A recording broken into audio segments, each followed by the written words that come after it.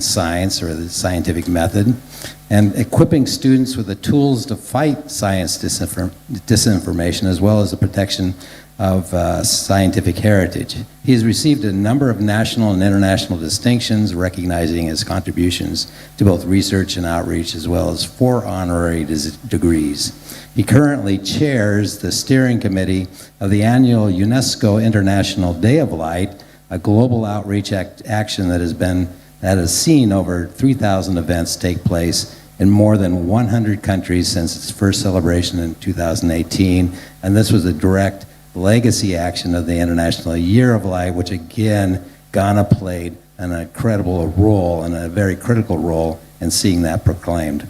And I just want to add that both John and I are friends of Francis, and we say friends instead of, I could have said colleagues, but if you look at his smile, it was infectious. So anybody that met Francis was automatically a friend. And I think he had a very effective way of dealing with interacting with everybody that he met, and you just couldn't say no. So anyway, the title of John's talk, now that we've kept him waiting, is Quantum Light, the International Day of Light, and the International Year of Quantum Science and Technology. Okay, John, we're going to play your video. And then John's sticking around to answer some questions afterwards. Okay, let's go. It's a tremendous pleasure and honor for me to be with you today as part of the celebration of the International Year of Quantum Science and Technology, and to be delivering this FKA Alote lecture. In this talk, I'd like to go through 2 main themes. The first is a general presentation of different science outreach activities in collaboration with UNESCO, and the second, which is a more scientific-oriented talk on some stories from the history of quantum mechanics and the lessons that we can draw from these today.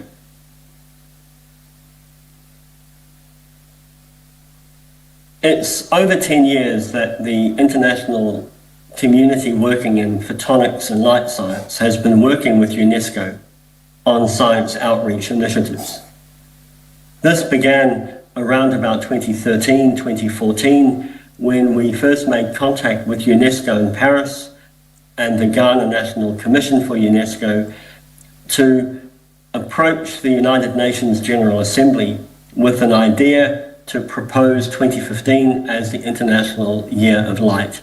That was a tremendous success, which saw over 13,000 events take place around the world, reaching a worldwide audience, estimated at several hundreds of millions of citizens and students around the globe. And since 2018, we've been annually celebrating the theme of light and light-based technology through the International Day of Light, which in the 8th edition so far has seen over 3,000 events take place. Professor Francis Alote was key and central to both of these initiatives.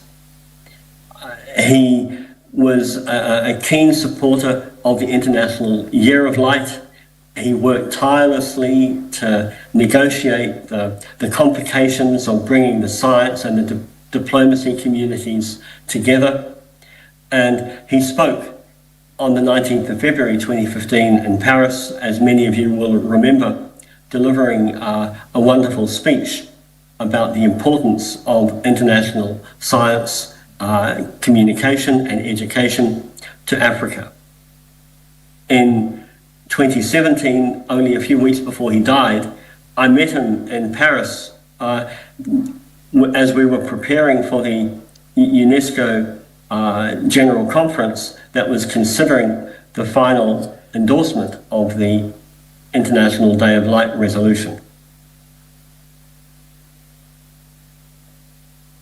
In 2015, in Africa and in Accra in Ghana, the Ghana National Commission organized an African regional conference and exhibition on harnessing light and light-based technologies for African development.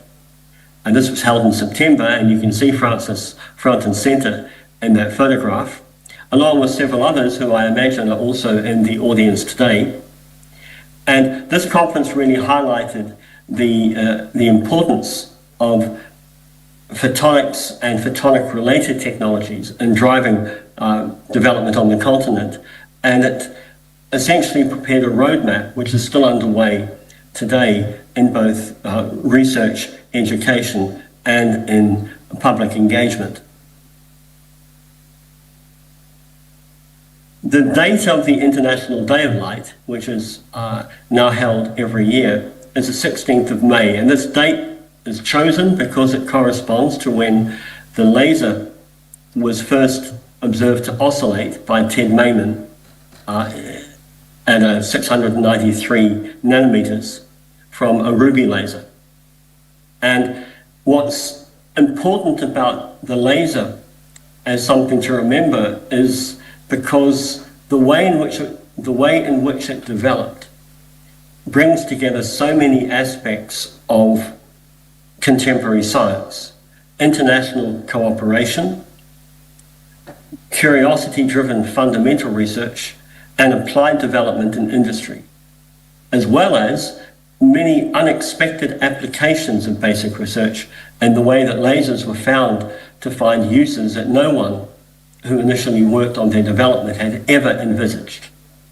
And reminding ourselves annually of this story is extremely important in the present time as we try to advance science for the benefit of humanity. Francis understood this very well because he had himself worked on several aspects of laser physics during his career.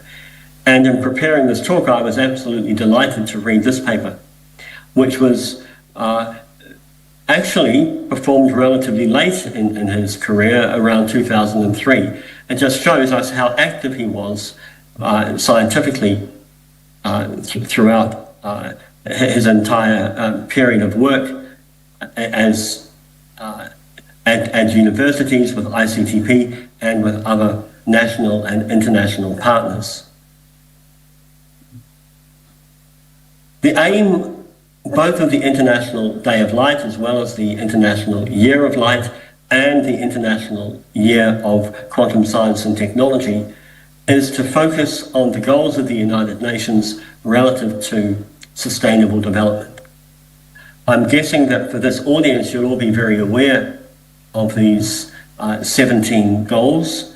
You'll be aware of the many successes, but also how far away we are from really achieving the ultimate objectives and how much work there still is to do. Photonic and quantum science can contribute together to achieving these goals, and during this conference, you will see some specific examples of technologies and applications that directly respond to many of these objectives.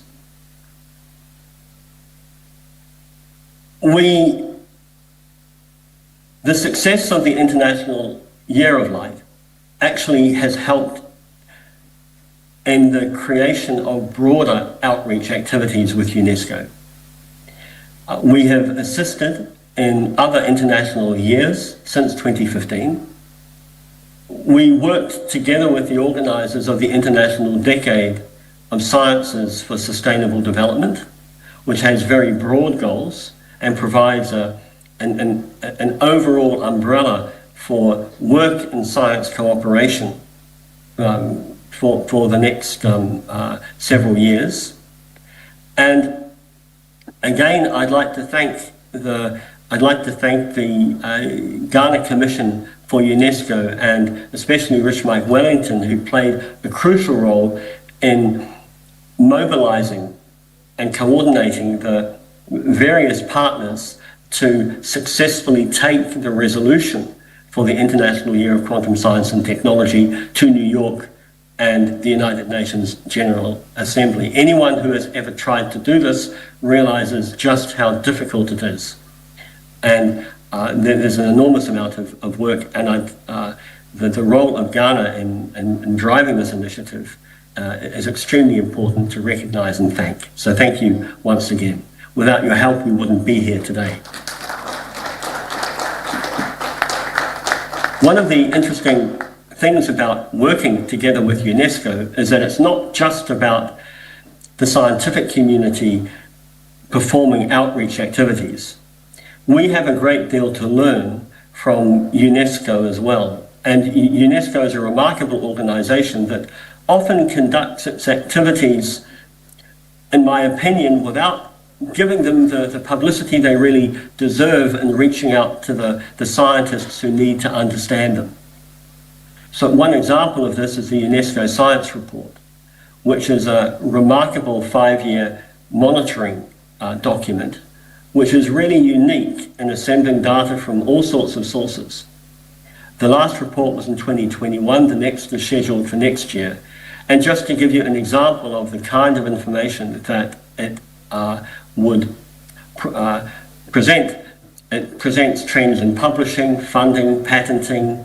It summarises activities for specific countries, across specific regions, and so forth.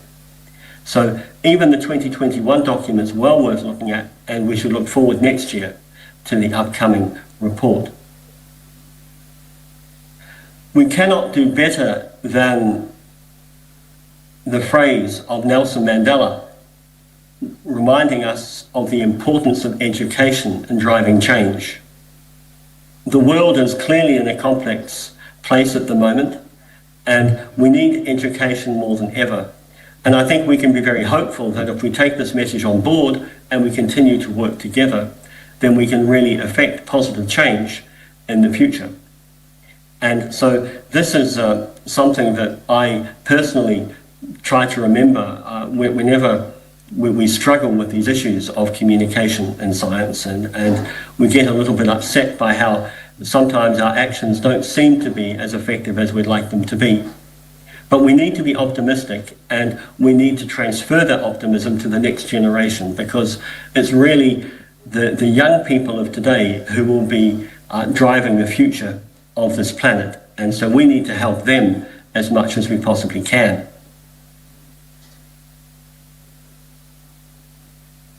In order to help them, as well as to help ourselves, we need to understand science and its history perhaps a little bit better than we actually do. And this is where international years provide a great way for us to spend time talking about the history of our own discipline. It's always difficult to know where to start a historical talk, but let me begin with a nice picture of a phenomenon which we've all seen and which has presented itself as a symbol across cultures as well as religions, and from a scientific perspective, its study has been at the heart of the quantum revolution. The study of light and how it's composed and its spectrum has truly revolutionized physics. It was, there have been many proposals for trying to understand how rainbows were formed, for example, but it was really only with Newton that we developed a more quantitative picture of how white light is composed of a series of different colors. Now, Newton proposed splitting the spectrum up into 7 colors, but this was completely arbitrary because it's a continuum of colors, from violet to blue to green and yellow and orange and so on, up to red.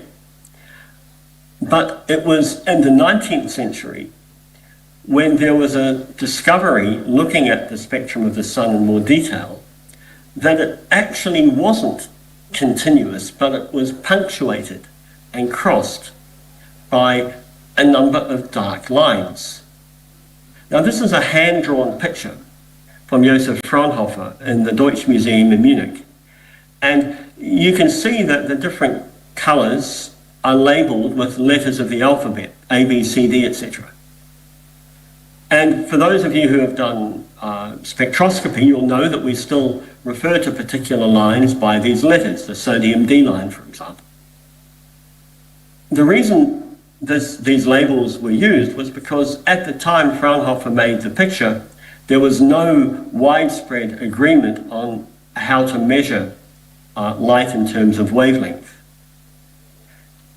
It was only just before Fraunhofer's observations that the quantitative ideas of the wave theory of light had been proposed by Thomas Young and Augustin Fresnel. And of course, there are many other figures shown in the slide and names from different countries who have been involved, but it was really as a result of this quantitative theory that it was possible to perform an interference experiment, and based on the measurement of spatial fringes in an interference pattern, infer the nanoscale wavelength of the light that was generating the pattern in the first place.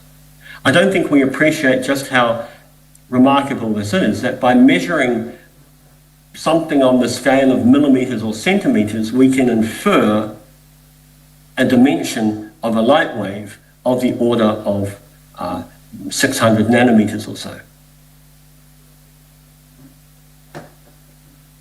Now, Fraunhofer did better than Newton in replacing his prism eventually by a device which we now know as a diffraction grating, which uses interference phenomena to create some very well-defined peaks that allow us to separate white light spectra very precisely with high resolution into its constituent components.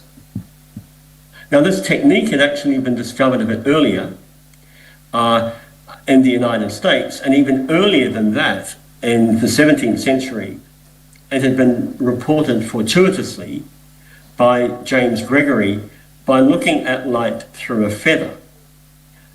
If you happen to see any feathers on the street around the conference centre, pick them up and have a look at a point source through them, and you'll see that a feather acts as a very effective diffraction grating. And just while we're at it, it's worthwhile remarking that this idea of seeing colour in natural objects is a wonderful way to talk about light to students. It's called structural colour, and it allows you to introduce the ideas of light, wave theory of light and so on, even quantum concepts, in a way that ties back to the natural world. And since this is a talk about science communication and outreach as well as history, I can't resist just showing you a photograph from my own office of a very inexpensive toy that I purchased a while ago, which is just a very basic USB microscope that you can connect to a computer. Such a device gives you 10 microns resolution, which is wonderful to use when you're carrying out outreach activities with young people. So if you haven't got one of these in your labs already, I strongly recommend that you pick them up, because it's a tremendous value for money in terms of the way it inspires young people. Now, Fraunhofer, returning to the history, Fraunhofer had discovered dark spectra in the solar, dark lines in the solar spectra. Around 1859, Kirchhoff and Bunsen made the observation that when they heated certain salts, crystals, metals in a hot flame, they would see bright lines emitted using a spectroscopic apparatus, with some of these bright lines occurring exactly at the position where Fraunhofer had seen the dark lines in sunlight. And that was again a remarkable observation, because it pointed out that using this tool of spectroscopy, we are able to identify elements that we see on Earth present in gaseous phase in the atmosphere of the sun. This led to a more detailed study of these bright lines in different systems from solids and gases. And there was a great deal of interest in studying the spectrum of the lightest element of hydrogen, because this was known to emit 4 very bright lines that were known by their alphabetic names as well as by their wavelengths. However, there wasn't any theory describing where these numbers came from, but it was a mathematics teacher, Balmer, in Switzerland, who discovered a mathematical formula known as the Balmer series describing where these lines were positioned. But Balmer was not a physicist, he was a mathematician.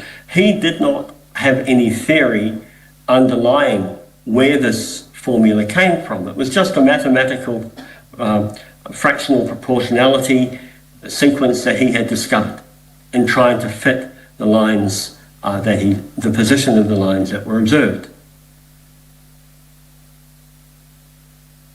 Meanwhile, as well as the study of these discrete spectra, these discrete lines, work was also being carried out elsewhere in Europe, studying continuous spectra.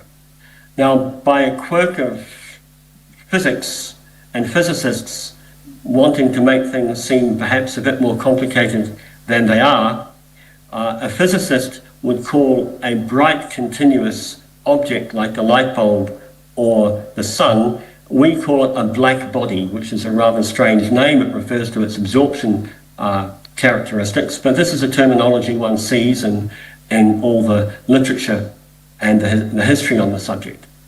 And studying this black body radiation was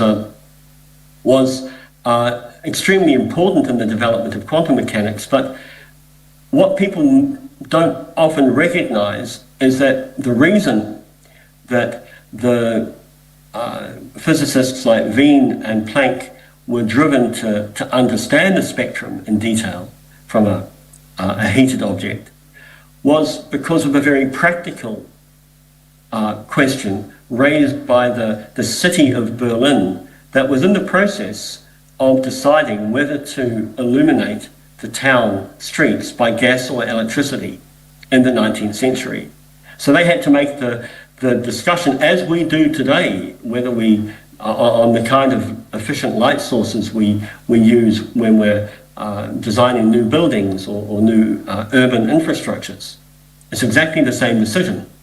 But at that time, they had no benchmarks to consider. They had to perform the measurements of the spectra from different light sources. And that was the time when the first high precision measurements of artificial spectra was made.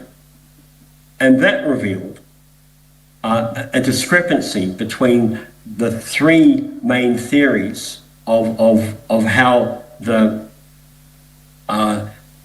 discrepancy between the different theories that had been developed over the years to model continuous light spectra. This is a technical slide for the experts, but basically it shows that the one model due to Rayleigh and genes fitted the experimental data very well at long wavelengths. Another, due to Wien, fitted it very well at shorter wavelengths, but it took Max Planck to find the correct model that fitted the experimental data across the full wavelength range from the ultraviolet to the infrared. But to do that, he had to assume that energy was quantized, that the energy exchange between the radiation field and the emitting body did not occur in a continuous way, but it occurred in discrete steps, or quanta. So that was the first, around 1900, was the first idea that physics required quantization to explain the properties of light. In 1905, Einstein added to this by using the idea of light quanta to explain another phenomenon known as the photoelectric effect. And this is a phenomenon that occurs when light or electromagnetic radiation, as shown in the picture, hits a metal surface and it causes electrons to be emitted. This is essentially the phenomenon at the basis of all photovoltaic energy sources today, and it's one that has been extensively studied ever since. But the basic idea of requiring quantization to see this emission and to explain the experimental results in terms of the photocurrent observed as a function of light frequency and intensity, that was explained by Einstein in 1905, and it was for this that he was explicitly awarded the Nobel Prize.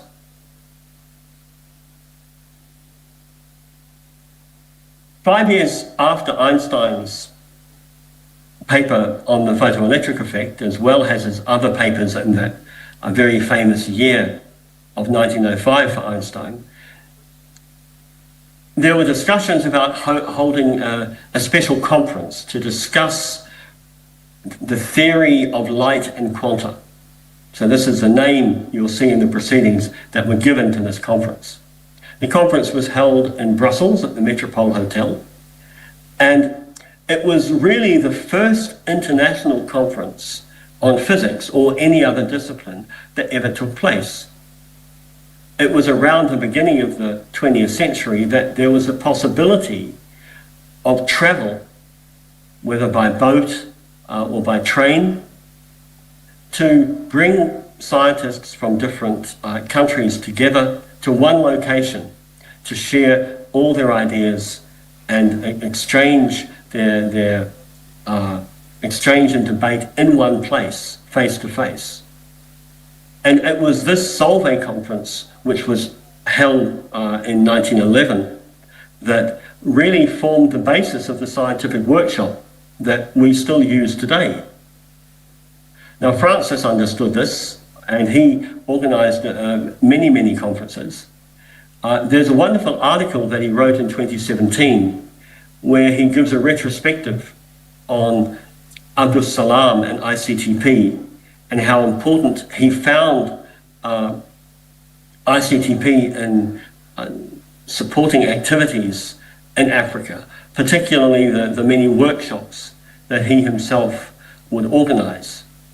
And I can't resist showing the photograph on your right, which is my own introduction to ICTP in 1991, when I attended from New Zealand a winter college on ultra-fast phenomena.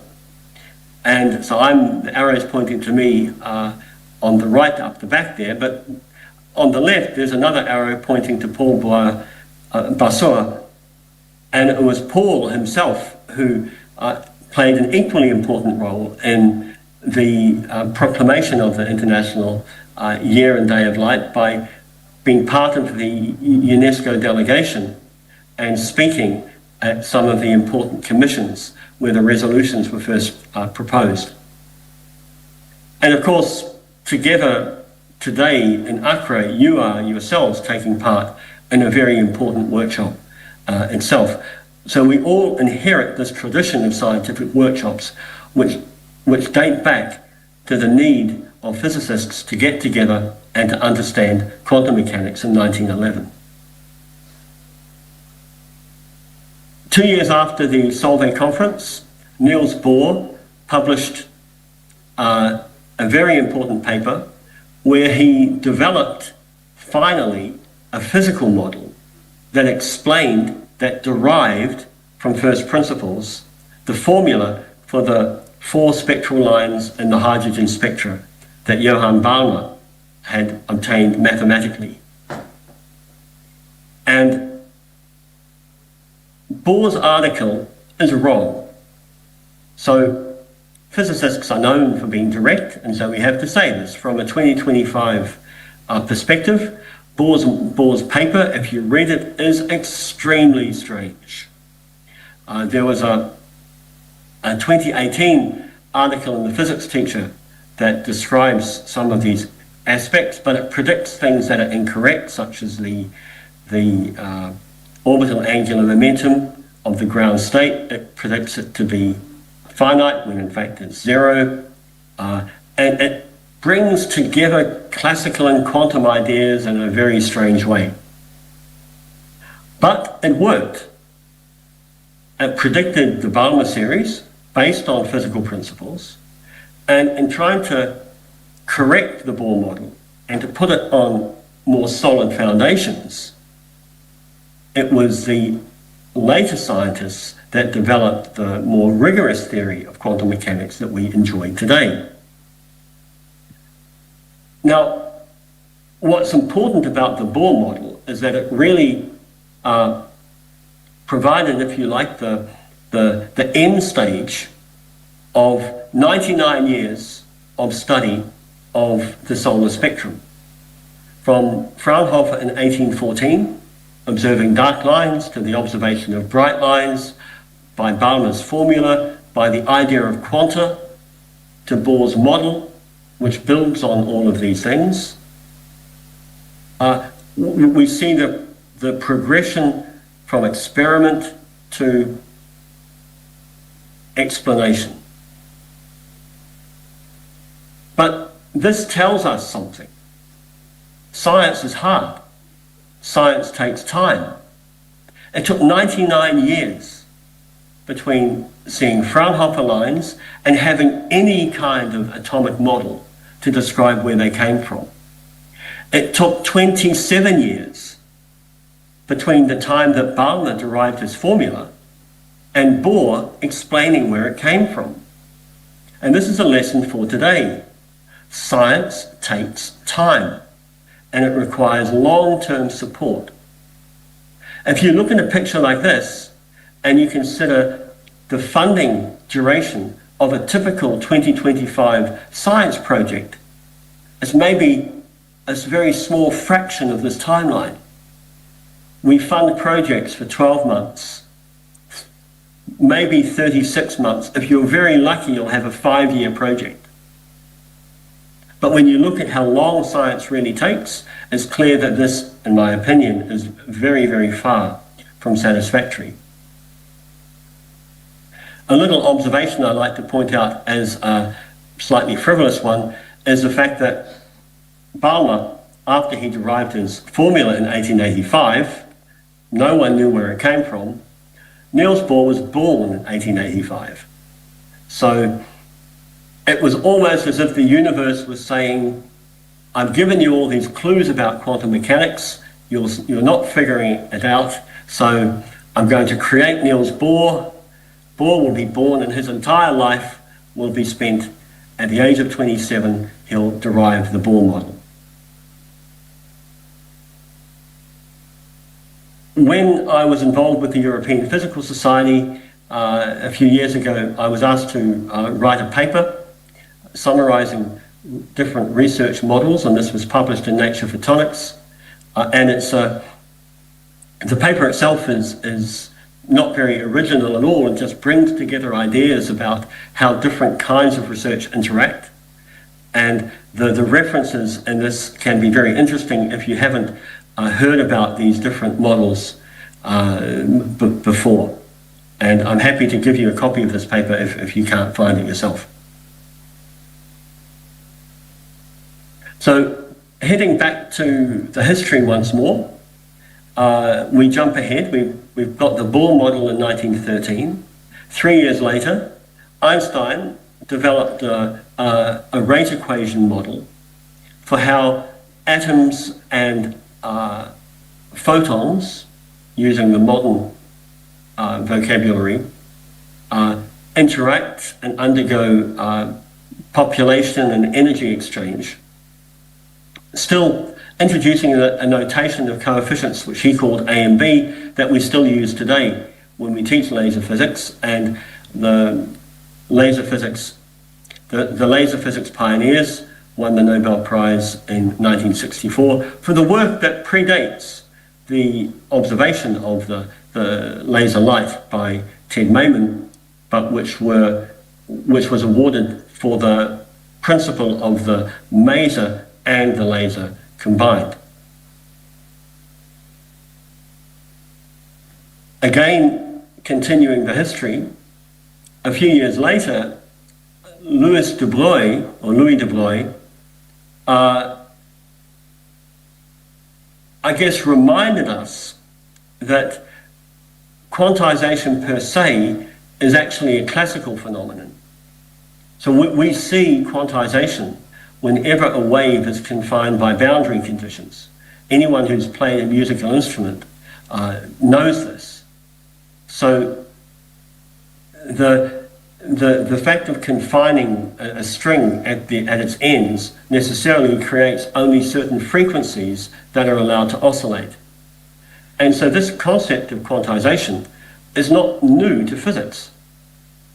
But what de Broglie realized was that when we see quantization on the microscopic atomic scale, this implies that, in a sense, the electrons around a nucleus are displaying wave properties.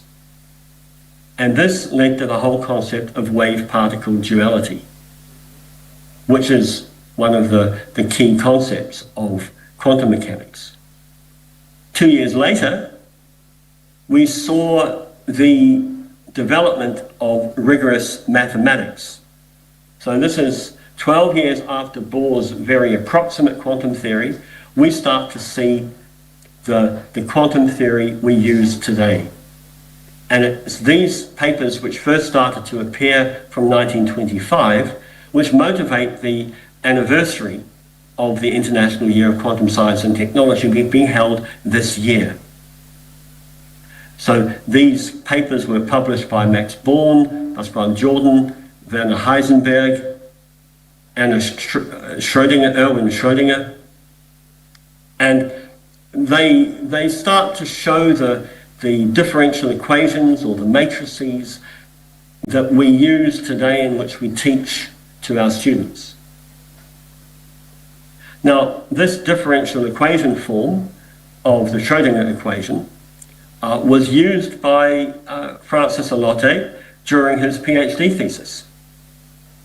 And one of the wonderful things I discovered in preparing this talk was I read through Professor Allotte's PhD thesis paper. And it's a wonderful work on scattering resonances in X-ray emission. And in the acknowledgements, I was extremely surprised to read that he thanked a certain J.J. Hopfield. And this is the same John Hopfield who won last year's Nobel Prize for developing concepts of neural networks and artificial intelligence. Before John Hopfield moved into artificial intelligence, he worked in quantum physics and many other areas of physics. And on the off chance I did not expect a reply, I wrote an email to Professor Hopfield 2 weeks ago, and I asked him if he remembered Francis Allotte, and he did. And he confirmed that he completed his PhD at Princeton under the supervision of Professor Hopfield. And not only that, he recalled how Francis had made a tremendous contribution to Ghana through teaching and curriculum development and raising the visibility of Ghanaian and African physics internationally through different organizations. So Francis's impact really goes from young students right up to recent Nobel laureates.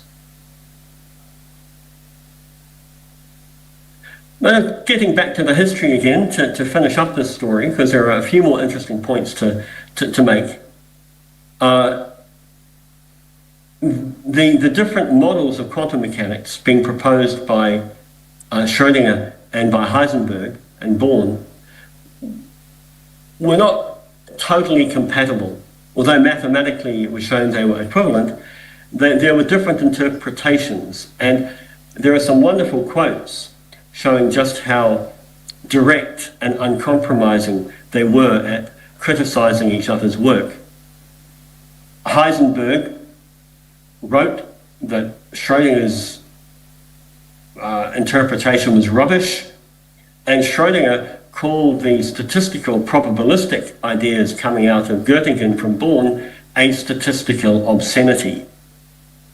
So anyone who's ever interacted with physicists knows that sometimes we can be quite direct, and it's, well, there's 100 years of history to show that things haven't changed very much in that way either.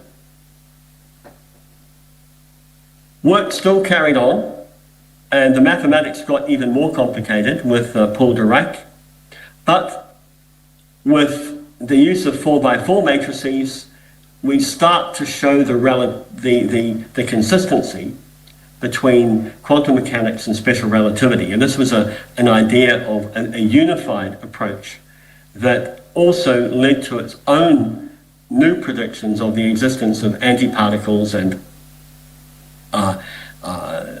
the birth of particle physics as we know it today as well. In terms of these questions and debates between Schrödinger and Heisenberg, or between Einstein and Bohr, they were concretized in a 1935 paper by Einstein, Podolsky, and Rosen, discussing the fact that what physicists describe as local realism was inconsistent with the predictions of quantum mechanics.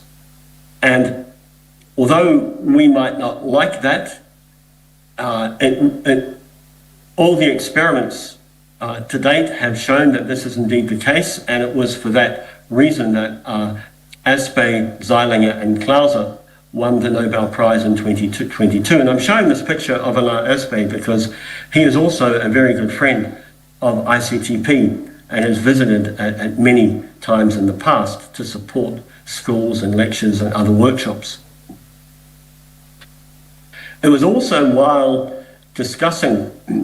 preparing this talk that I read this article written by Bill Phillips and Jean Delibar, which is essentially a commented interview with Aspey from 2023.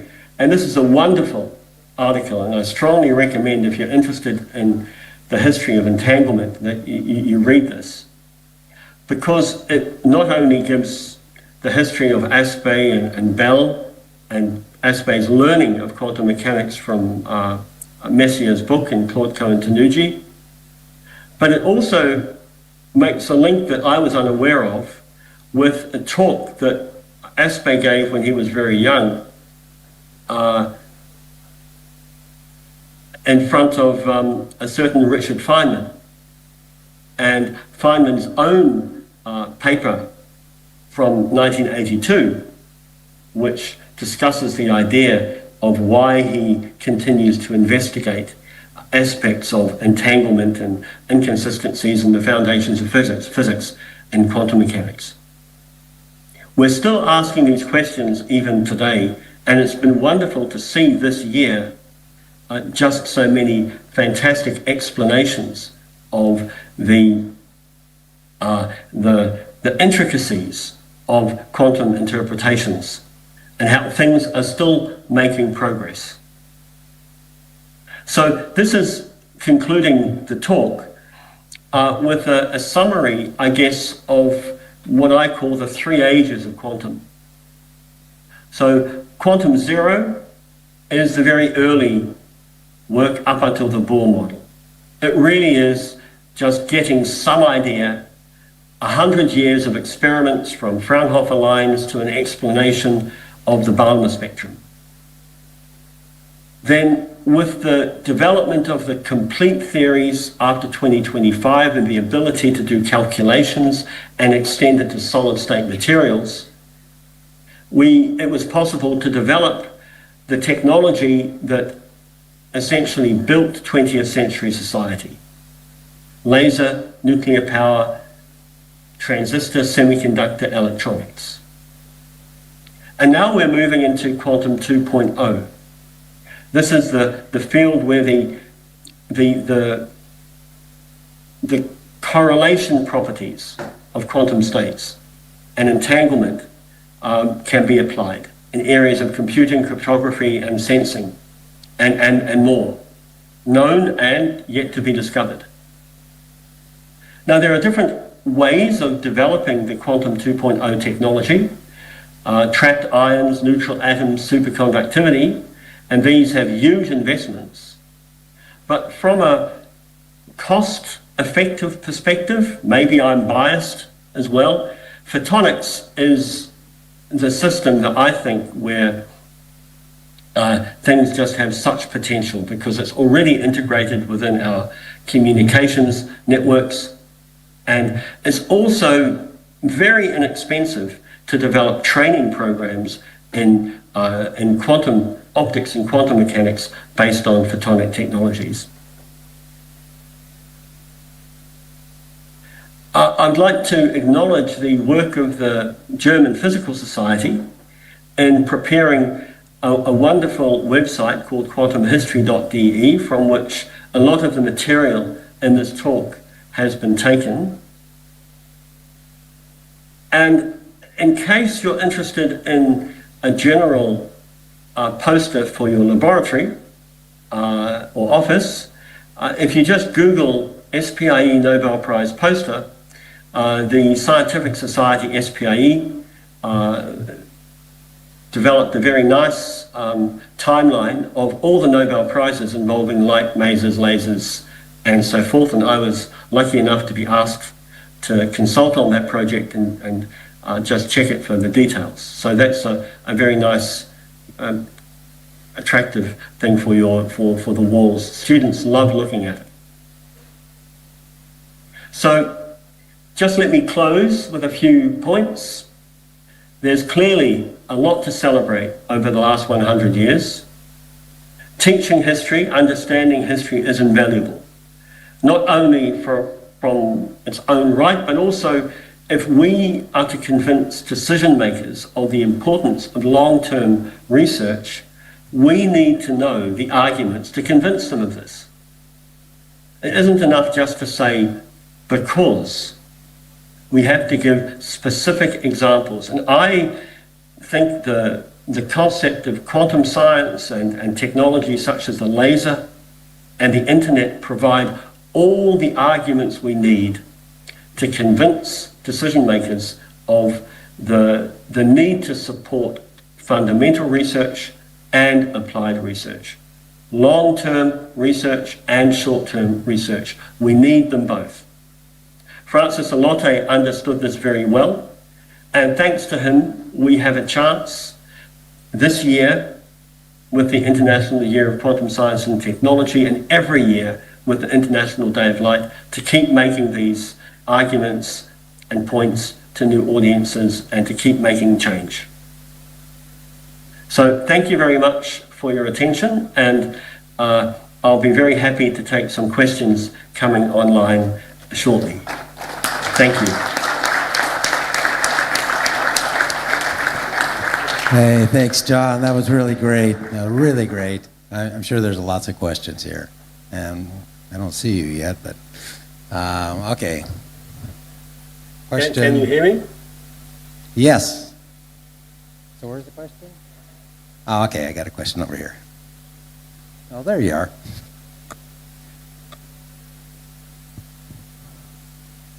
Where'd you go? Joe, you'll have to relay the questions because I can't hear anything. Yeah, thank you very much. Thank you for the very enlightening presentation. I realize that you took us through a vertical and horizontal presentation of the work of Professor Alote, which is very good. But one thing you said that caught my attention is the fact that you said physicists are direct. And probably I'll say it is because they are not social scientists like some of us. We tell our master's and PhD students not to be so direct.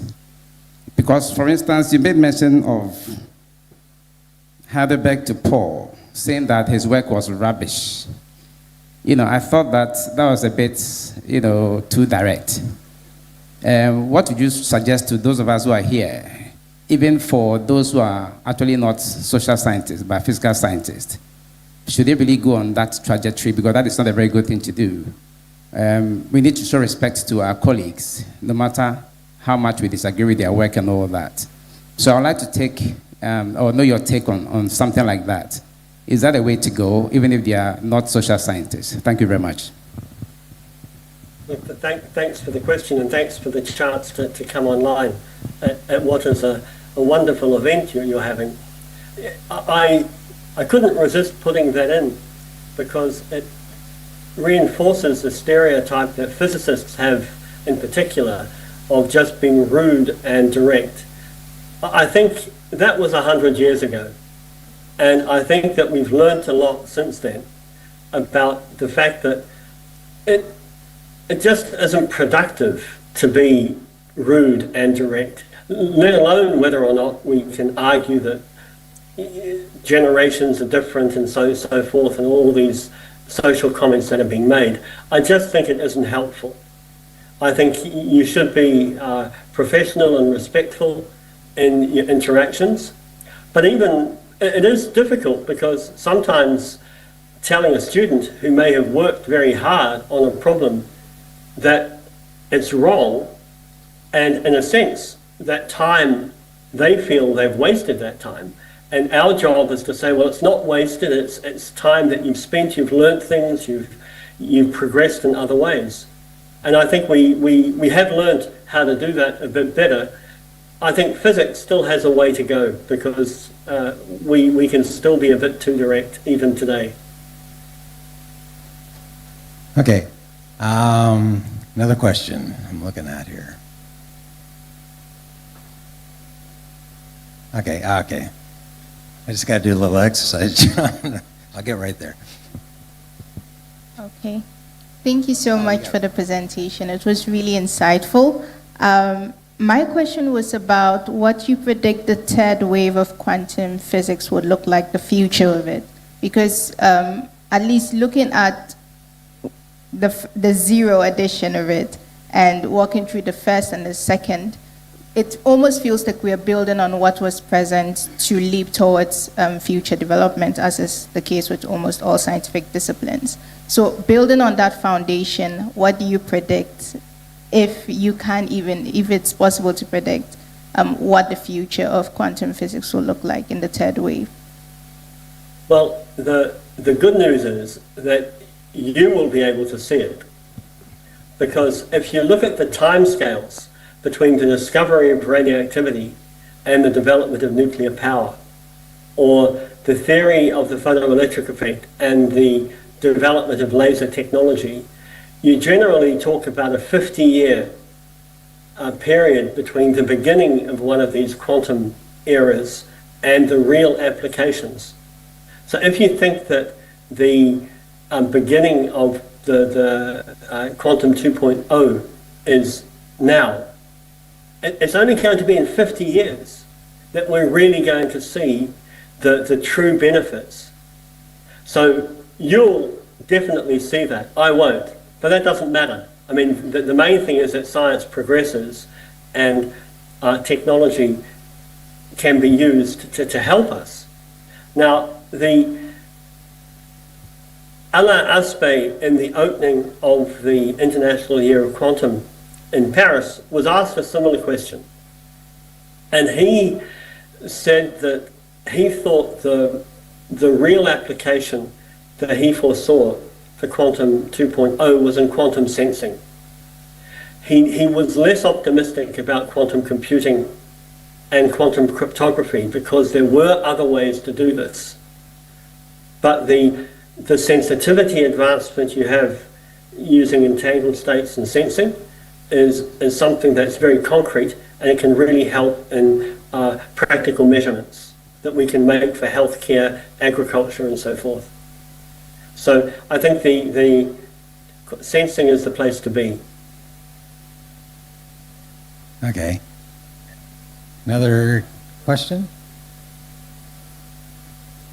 By the way, I think there's lots of excitement already in Quantum 1.0. In fact, it seems like we're just sort of getting into stride, right? 10 years ago, we were celebrating a century of photonics, so I think that's still going on, and there's plenty of excitement. Any other questions here? Do I see no students? Anybody online? Okay. Well, oh yeah, I got one down here, okay.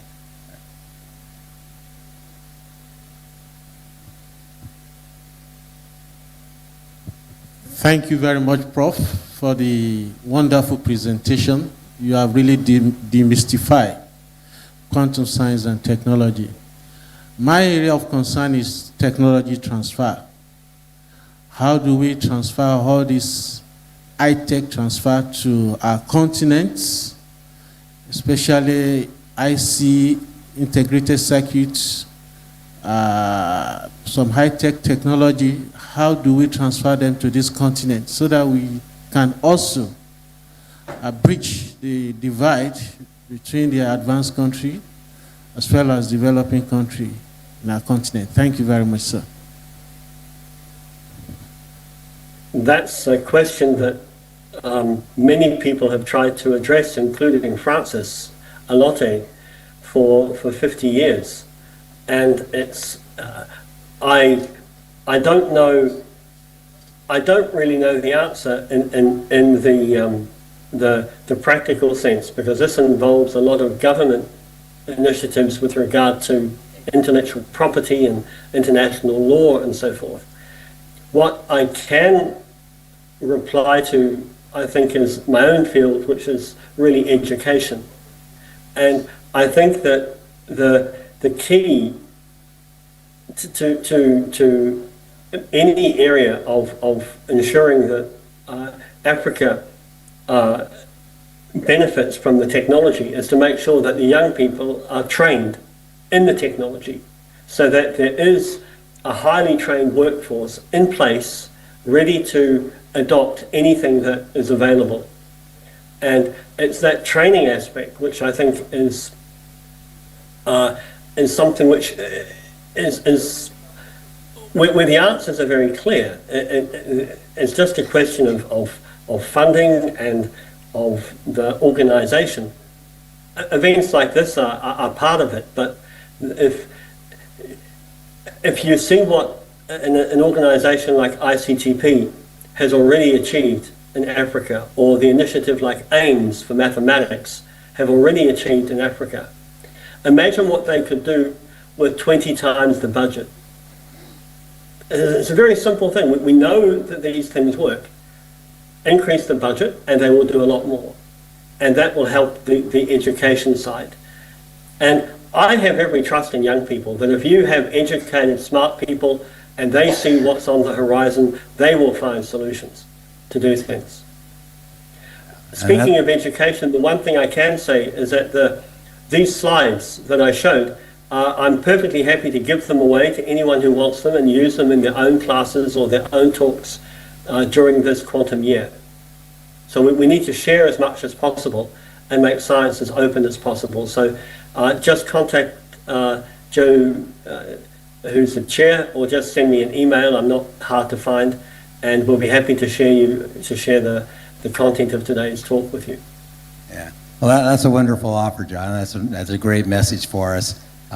You know, this has been a wonderful inaugural lecture for the Latte Lecture Series. So let's thank John Dudley, Professor Don Dudley again. Thank you very much.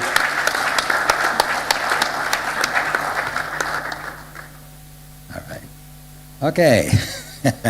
And now, any other? Oh no, I'm going to pass it to Sarah. I can always tell when she sneaks up behind me.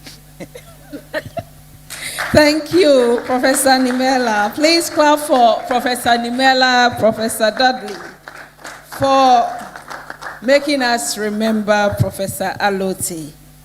And I must say that in the next 2 days, on the 9th of August, Professor Alote will be 93 years. This lecture has come to stay. And you know, it's a weekend, so it's always going to be a +1, +2, -1, -2. I remember he wrote a tribute for one of his good friends in 2016.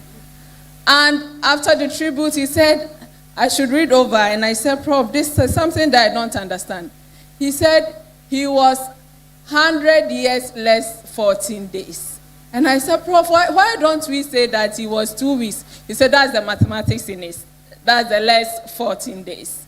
So we pray that God gives us the strength, the energy to have it on annual basis on the 9th of August to commemorate him and also have discussions on quantum science and technology.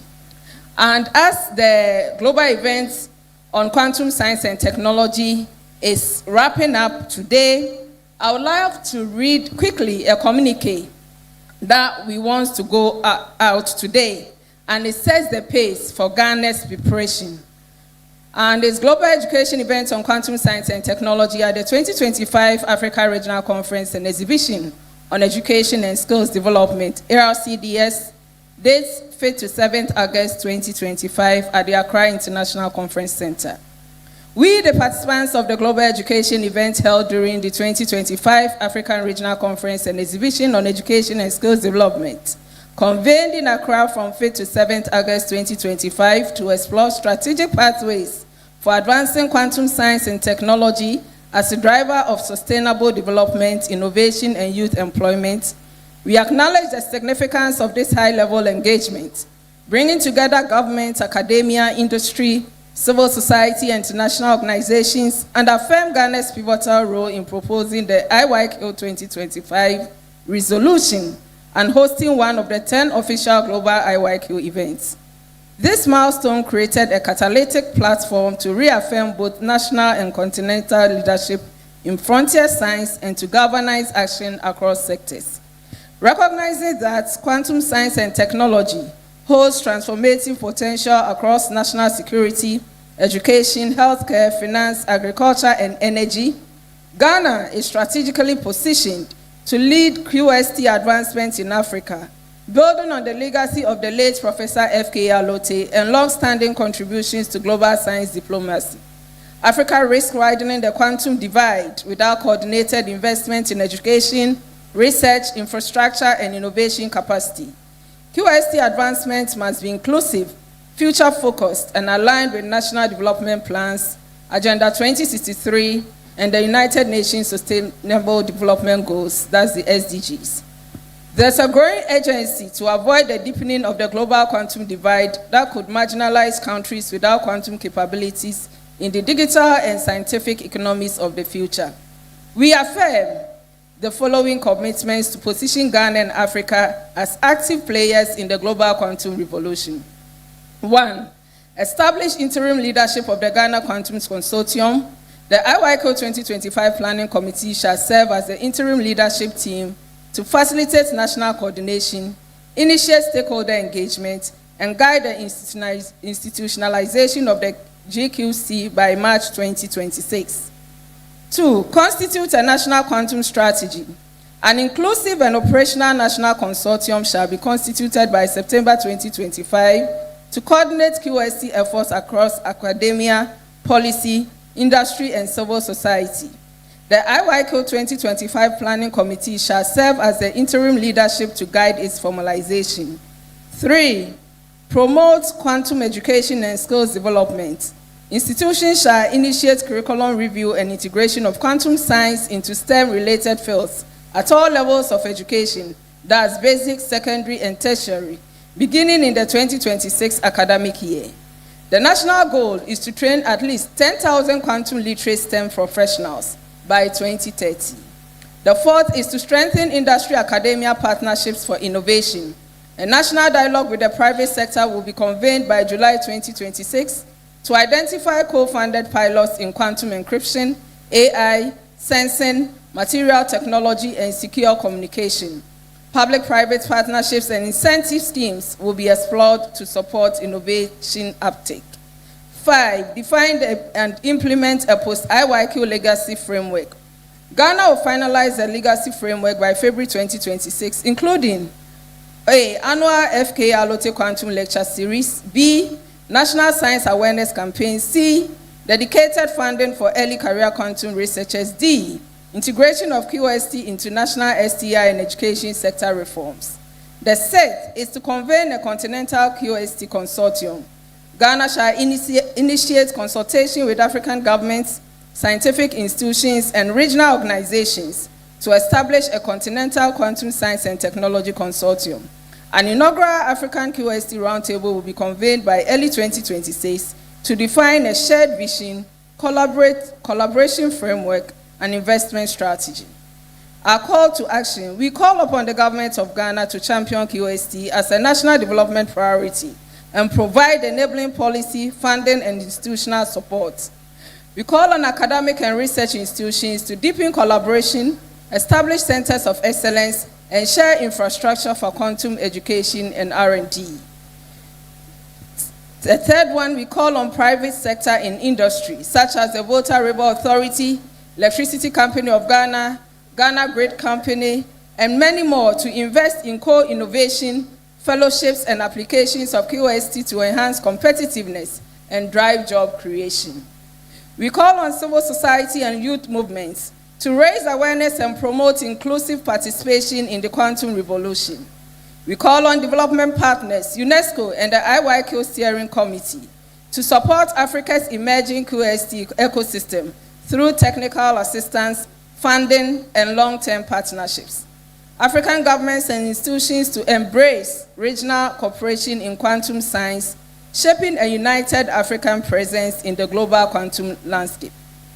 ARC-EDS 2025 has amplified our collective resolve to advance quantum readiness in Ghana and across Africa. Let this communique serve as a bold declaration of our shared commitment to transition from vision to implementation with clarity, coherence, and collaboration. Africa must not remain on the margins of the quantum era. The time to act is now. Let's quantum together. Issued by the Ghana Quantum Consortium, and the IYQ Local Steering Committee is made up of representatives of the Ghana Academy of Arts and Sciences, Kwame Nkrumah University of Science and Technology, University of Ghana, University of Cape Coast, and SDEF is providing administrative support. So with the support of all these people, we resolve that we will make quantum a very workable effort in Ghana and Africa. Thank you very much.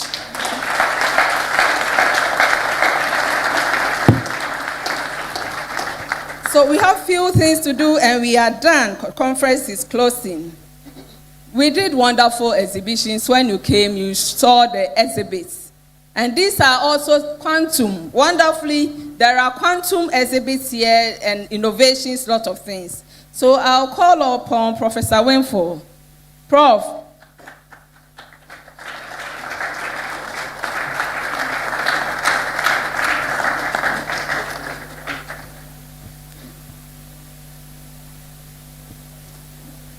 Professor Winful is from Accra Technical University, and he's also a partner of the SDEF Foundation Africa. Thank you. Thank you very much. Thank you. I'm privileged to continue from this stage. And when I was given the opportunity to come and stand here, I looked at the scheme that they were working with. I didn't understand because I myself am a disappointed scientist. I ended up becoming an economist, but I looked deep in me. I think I'm supposed to be a scientist. So when I was listening, everything was going down very well in me. So students, don't be a disappointed scientist. Make sure you look for what is within you and you'll be shining. When I looked at the scheme was so tight.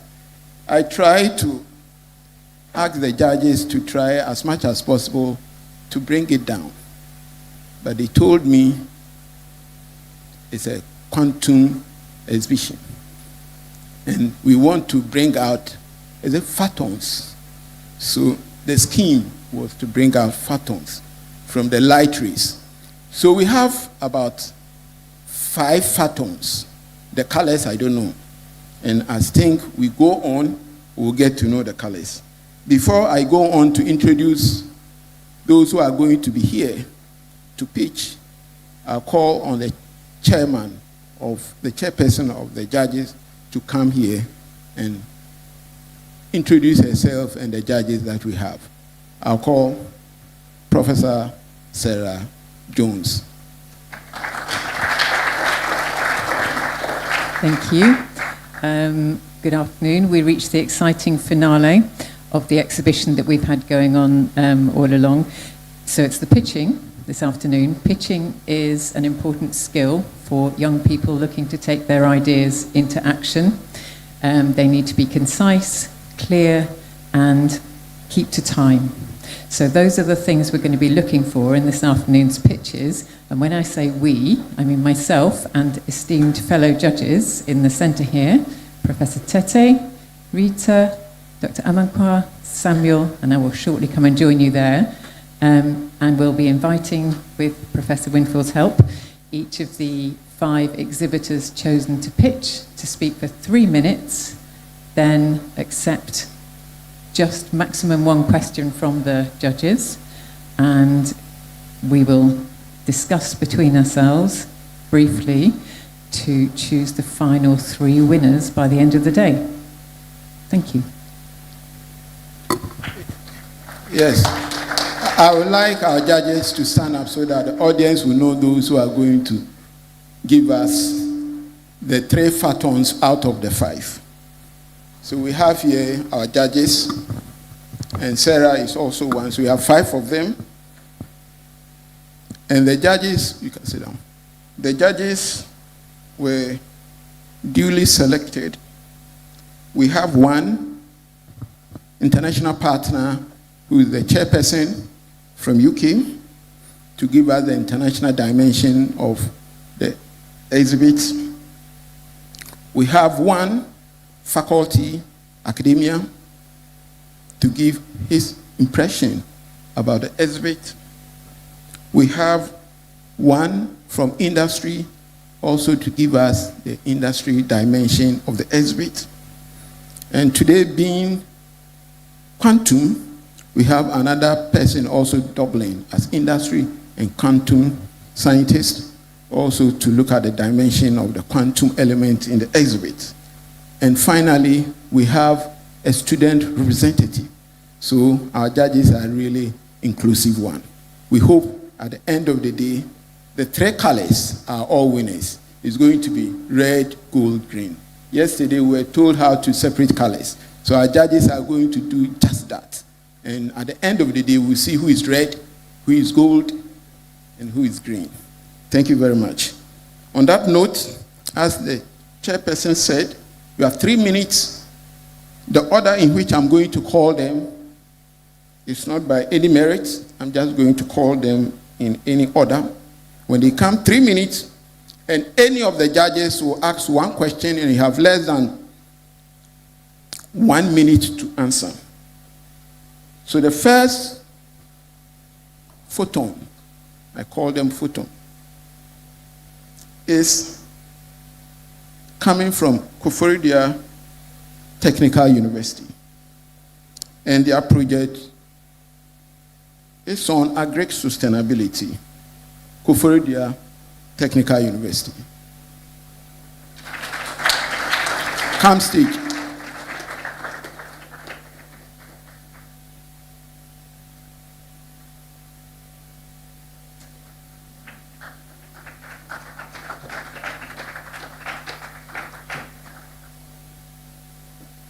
The next will be Cape Coast. So come closer so that when it gets your time, you can easily move forward.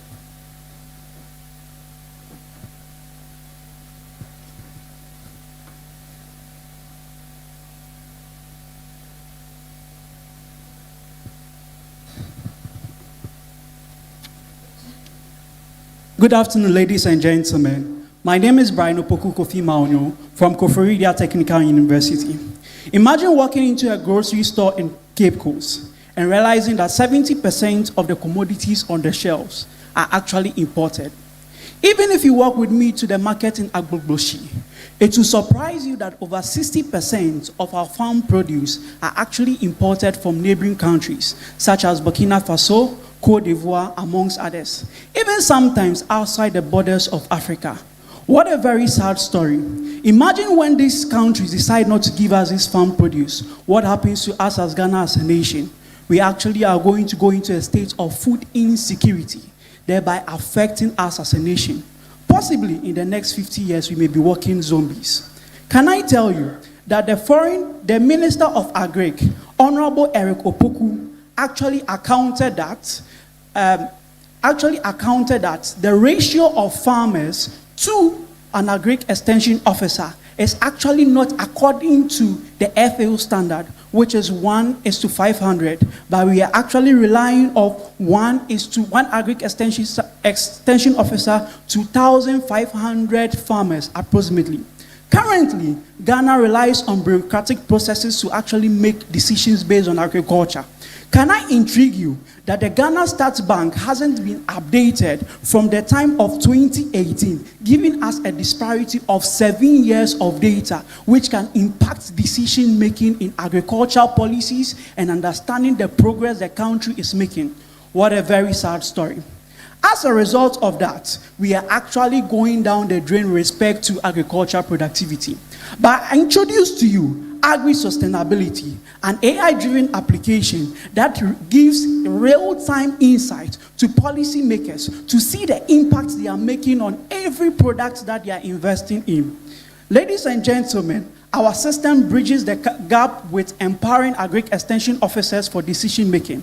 This is the impact of our system. We are going to improve upon agricultural productivity by 6% in the next 5 years by creating 550 jobs for individuals and boost foreign direct investments.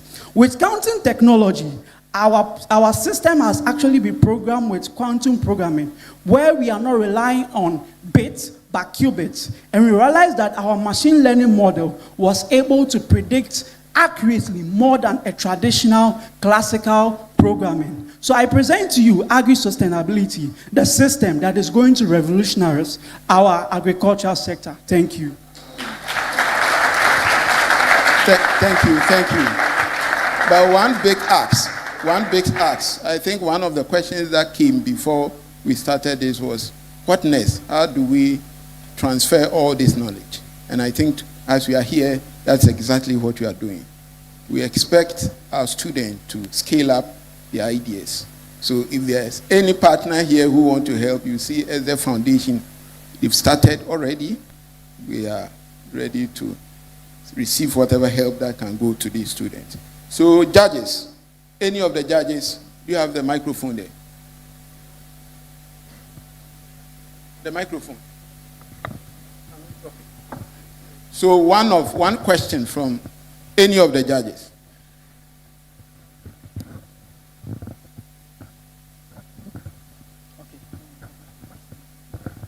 Yeah, congratulations for coming this far. Can you tell the panel here how your work aligns with cutting-edge research on quantum science? Thank you. So what we did was that we actually used a model that had been developed by IBM called QuiSiC, a library called QuiSiC. What QuiSiC does is that it optimizes code to be able to program, to be able to process data in parallel using qubits instead of bits, ones and zeros. So what happens is that if we are to project our system, the last end shows the prediction capability of our AI-driven system. And we realize that with quantum technology, our precision models are actually more accurate than classical programming, which utilizes zeros and ones. Meaning that quantum technology actually has the capability to improve upon artificial intelligence significantly. You have 30 seconds, so you are done. Thank you very much, and we hope you'll be selected. Thank you. Congratulations. Next to come is Cape Coast Technical University Solar Trick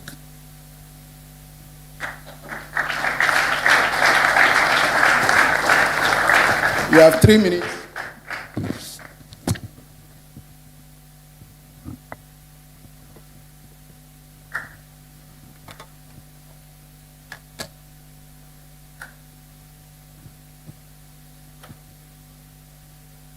All right.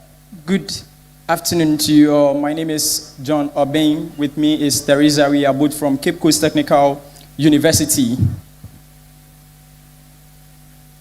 Please pardon me. I think this shouldn't be taken from my time. All right. So Cape Coast is a beautiful place to be.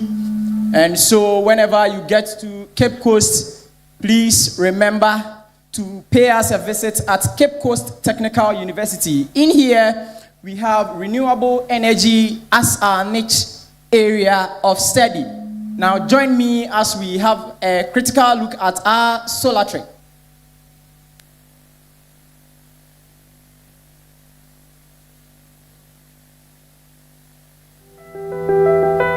So this is the existing one, and what you see being cancelled are the things that we have done away with.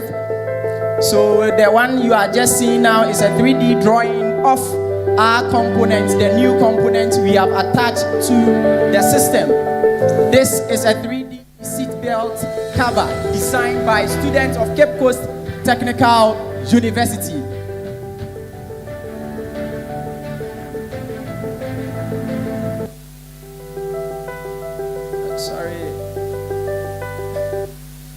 All right, so the design concept. So we are designing a compact modular kite, and this is the one that we are quickly using to convert the existing ones into a solar-powered ones. And once this is being done, we are doing away with the complications that comes along when you are fabricating the whole mold. And also we are avoiding the structural certification, and that we are saying that the existing ones have already registered, and so therefore there will be no need to have that.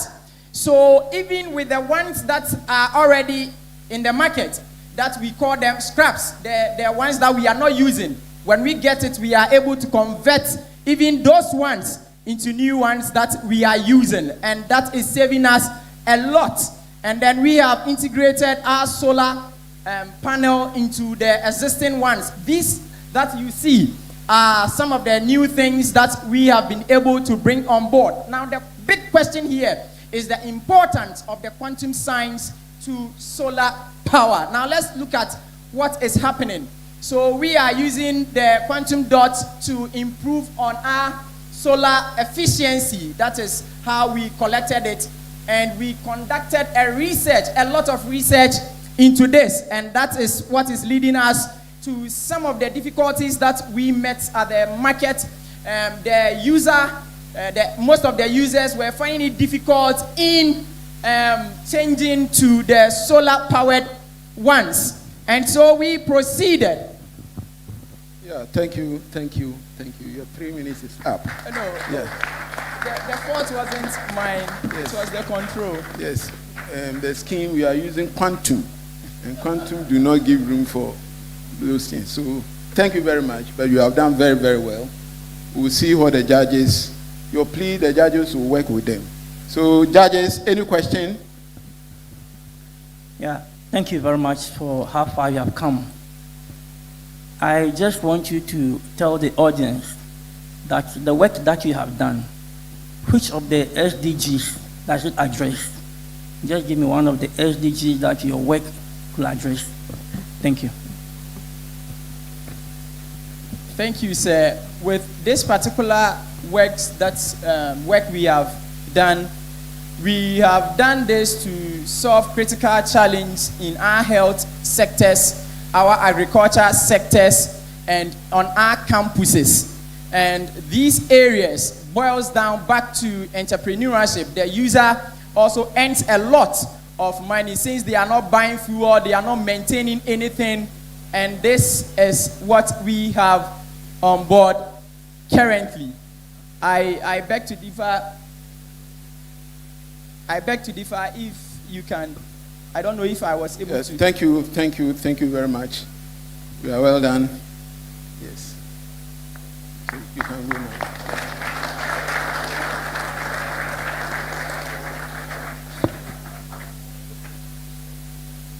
Before we move on to the next group, that is Koforidia. As Koforidia is getting ready to come, I want the audience to know that we had more entries. Koforidia, come forward. Koforidia, Bigfoot. We had more entries for this project exhibition. Out of the entries, we shortlisted 17 of them. And out of the 17, we have 5 that are pitching. So all the 5 here have really done very well. They are all winners in their own ways. Yes, come forward. You have 3 minutes and 30 seconds for your question. Greetings, everyone. We are Bigfoot from Koforidia Technical University, and today we are excited to introduce you to your foot companion. Did you know that Ghana's footwear industry is thriving with over 20,000 local shoemakers? Yet, Ghanaian footwear manufacturers face a significant challenge: an unreliable supply chain of footwear that hinders production, affects profitability, and increases prices on the market for customers. Meanwhile, Ghana produces over 30,000 tons of coconut. The fruit is sold, the water is drunk, but the husks, they are discarded, left to rot and burnt, creating environmental challenges. This is why we took the waste and built a product. We are introducing an affordable, locally made footwear from recycled coconut husks. This not only meets the demand of local manufacturers, but also promotes sustainability in our communities. Our process is simple yet effective. We source our raw material, process the raw material into fine particles, mix the particles with our binding agent. We compress and mold the mixture to form a sole. We then package and distribute to our customers. With this initiative, we are creating 30 indirect and 20 direct jobs in our first year, especially for women. By collaborating with smallholder farmers, we help boost their incomes while contributing to cleaner farms. Also, for every 1 ton of coconut husk we recycled, we help reduce 58 kg of methane and carbon emission, aligning with our goal to sustainable future and combating climate change. The African market size for sandals is $4.1 billion, and that of Ghana is $28.5 million, and the cork market in Ghana is $3.8 million, and we are targeting 10% of this market in our first 10 years. Our footbed is priced at 34 Ghana cedis, with a production cost of 25 Ghana cedis, making a whopping profit of 26%. So what traction have we achieved so far? We've been able to secure agreements with rubber farmers, coconut farmers, and coconut sellers, 63 prospective retail and hotel customers, and 71 shoemakers. Our business has gone through business registration and other certification. We've been able to produce 350 footbeds, of which 620 have been produced for 8,840 Ghana cedis. We've been able to obtain commercial machineries. Going forward, we seek to scale up our business and improve production capacity. We are Bigfoot. Thank you. Thank you very much. Thank you. They were able to deliver within the 3 minutes. And I think quantum science will help us. Some have some advantage in speaking very fast. Others do not. So we have to standardize the way we all speak. Thank you very much. Okay, Judges. Thank you very much. So my question is, which of the SDGs that does this work promote? Okay, so we are working with SDG number 5, combating climate change and gender equality, and also sustainable innovation. Thank you, thank you, thank you. Thank you, Koforidia, Bigfoot. And I'm sure Koforidia, they came, they are all wearing their own made in Ghana. So they've done very, very, very, very well. I wanted to buy one for myself, but the quantum didn't help me. So thank you. Yeah. Thank you very much. Yeah.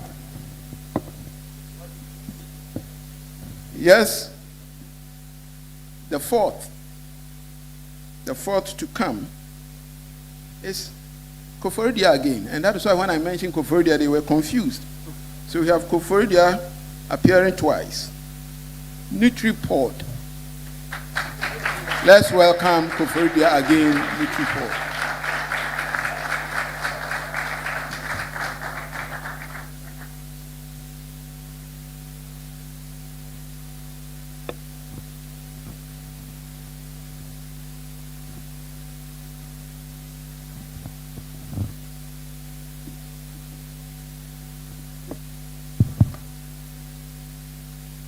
Imagine a world where one problem becomes a powerful solution to the other.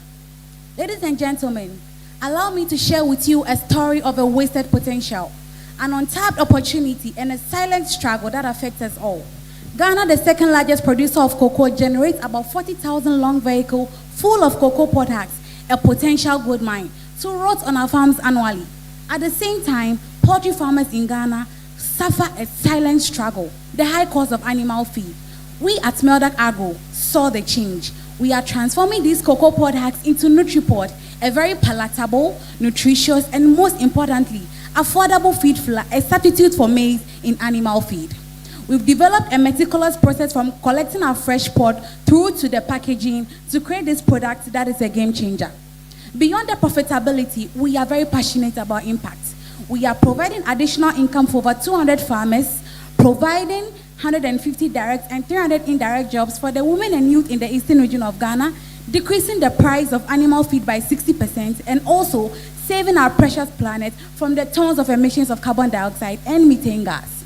Comparing NutriPort to our competitors, we are standing strong. We are very palatable, always available, and very affordable. This is the market size for the animal feed in the world. We generate revenue by selling our products on B2B and direct sales. With a production cost of 100 Ghana cedis, we sell our products for 120 Ghana cedis, making a profit of 20 Ghana cedis on every bag. These are pictures to show some tractions we've built so far. Yes. From now to the last quarter of 2026, we seek to improve our impact by onboarding more cocoa farmers and fish feed farmers. This is the brains behind the team. Once again, my name is Priscilla Abasaipo, and we have here Madia. God bless you. Thank you, thank you.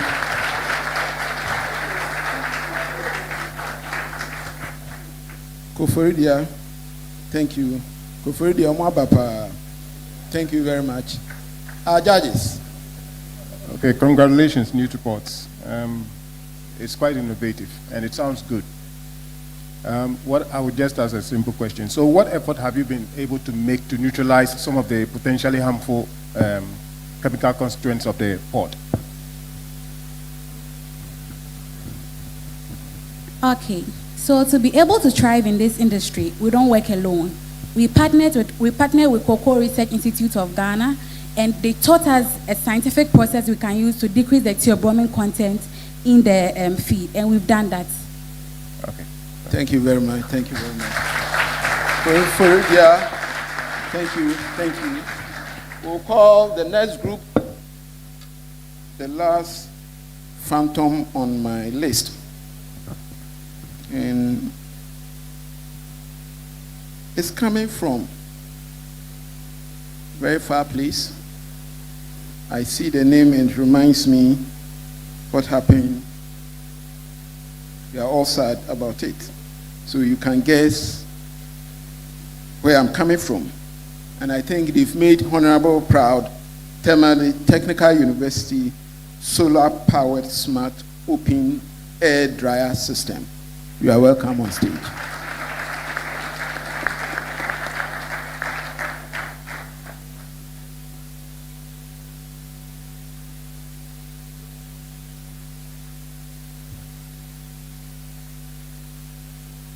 You have 3 minutes and a question.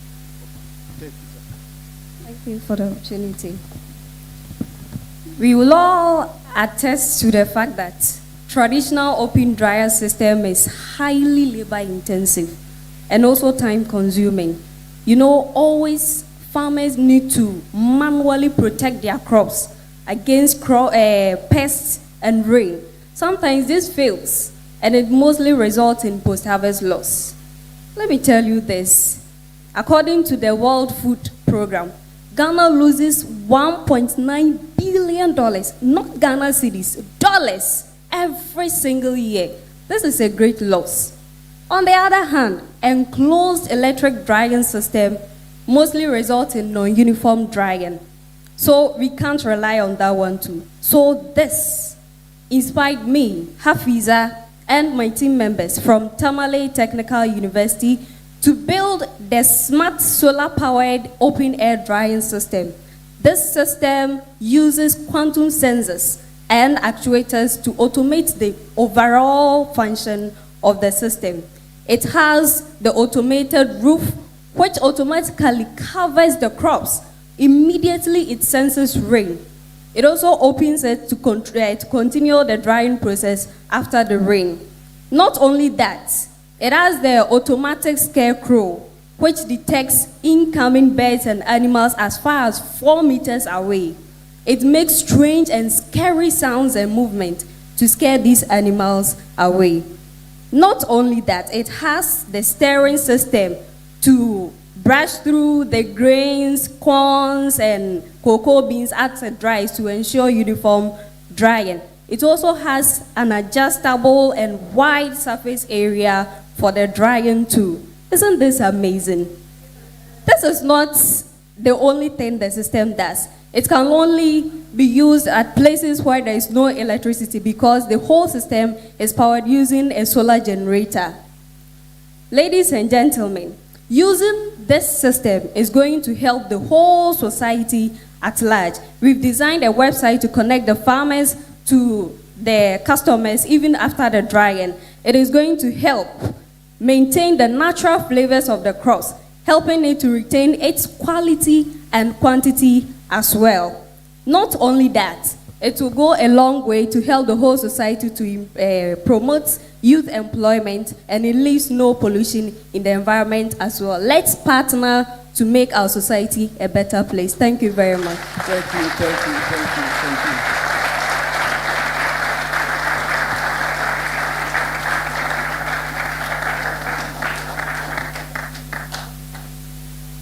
Judges. I guess it's my turn for a question.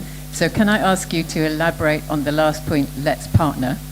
Talk to me a bit more about who you would like to partner with in future. Okay, we will be very grateful. Right now, we want support from any support of any kind. We want support from NGOs, individuals, technical support, financial support, any kind of support. That is what we are seeking for to meet both local and international standards. Thank you, thank you, thank you, thank you. Thank you, Tamale. You may sit down. I think they have done a very good job. And the ARCs by the last group, I think is the ARCs for all high school students here. Next year is going to be a great day for the exhibition, next year exhibition. We hope next year we are going to involve our participants, our audience in the final pitching judging, where we'll introduce digital voting, where members will also contribute to what the judges are really doing. Next year, we also hope to give you a brief of the first 3 we have picked. We should be able to tell you where we have been able to send them, what we've been able to do for them, and how we have been able to market them. To be able to market them and to be able to give you feedback about what we've been able to do for the last 1 year, we need your support, just like how Tamale said. If you are here and you have any support, any ideas, reach out to the foundation, and then they will give you the direction as to how you can contribute in the lives of these exhibitors. My personal ask will also be that next year exhibition, I would love to see booths for seasoned scientists like those we had presenting. Being here to demonstrate like my brother from Pakistan did yesterday here. We should have several booths of scientists. Then our student can go from one booth to other booth to have practical feel of some of the things that they are learning theoretically. Because yesterday, what he did here instantly made me understand what phantom is, made me understand why colors, light gives us different colors and all that. So thank you very much, and we hope next year is going to be a great year. I'll give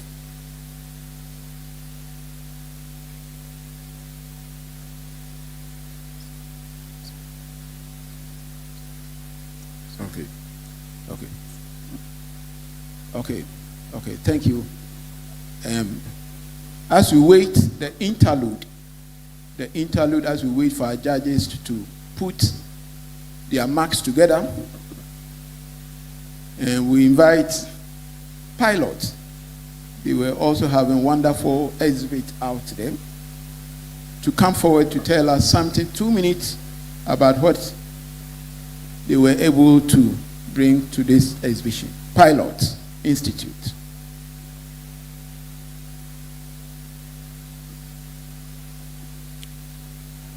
Applied.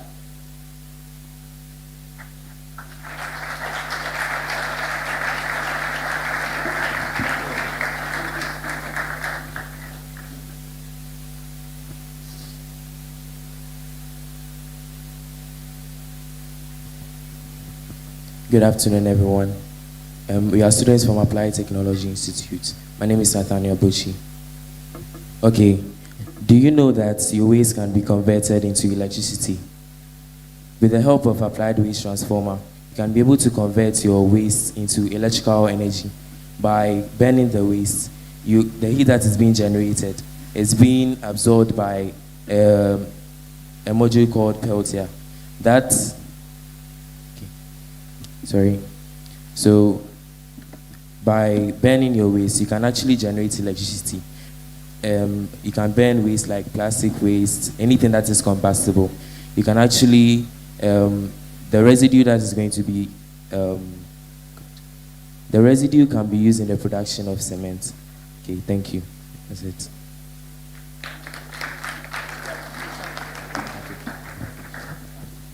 Thank you very much. I think these people are very invested in practicals, so not coming to stand and just tell. You go to their stand and you see the marvelous work that they have done. Thank you very much. Thank you very much. They are up and coming, Professor Alote. Yes. The next is ATTC. ATTC.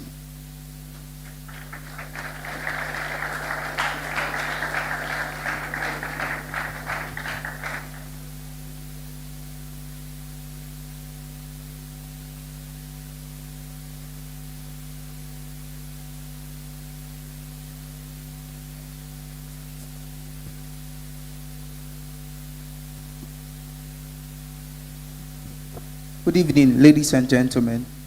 My name is Emmanuel. My fellow colleague here is Daniel Henry, and we are from the Great Accra Technical Training Center. Before I begin, I would like to ask a rhetorical question. How do we tend to feed a growing population as a country with fewer resources? This is a disturbing question that I've been disturbed with for a number of years now. But agriculture is the backbone of developing and underdeveloping countries, of which Ghana is not an exception. In recent times, research indicates that in the year 2000, agriculture contributed to about 70% to the country's GDP. But currently, agriculture's contribution to our country's GDP has drastically reduced to about 20% to 50%, which is seriously concerning. This reduction is as a cause of one, unreliable weather conditions, unavailability of labor, and poor post-harvest loss. These are the problems farmers face, which has drastically reduced the agriculture's contribution to the country's GDP. As young innovators and as students from the Accra Training Center, we were dealt with this problem, and therefore we designed a model which answers this question. This model is designed to produce all year round production of crops where we don't depend on rainfall, we don't also depend on labor. And with help of quantum physics, we're able to bring to you the smart garden. So this smart garden has sensors embedded in it. We take real-time data from the farm in terms of moisture content, humidity content, and then temperature content, and displays it on the dashboard we created for the farmer or user to see virtually at the comfort of his house. And the irrigation type of system we use in our smart garden is called the drip irrigation system, where water is being delivered to the root zones of plants. This ensures that water is being used efficiently. Not to talk about water, we harvest rainwater as well into a reservoir, where there is a solar pump that pumps the water from the reservoir into overhead tanks. Then the water from the overhead tanks gets into the system to irrigate the crops. We have a covering system where it comes in during excessive weather conditions, excessive rainfall, excessive sunlight from affecting plant growth. This is a project we envision to taking up the agriculture sector. Agriculture sector has contributed a lot to the country's GDP. And as a society, we as young innovators, we decided to bring this solution to your doorstep. Therefore, we seek for investors to implement this particular plan on land. Thank you so much. Thank you, thank you. Thank you. ATTC, thank you very much. You take your seat. So the big ask is we are looking for support. As the foundation has opened the door for anybody who wants to be part to make this great scientists like our great man, Professor Alote. Our doors are open. Judges, if you are still not ready, I will, a minute. I would like to take any asks from our senior high students. Do you have any question? Any question or any asks?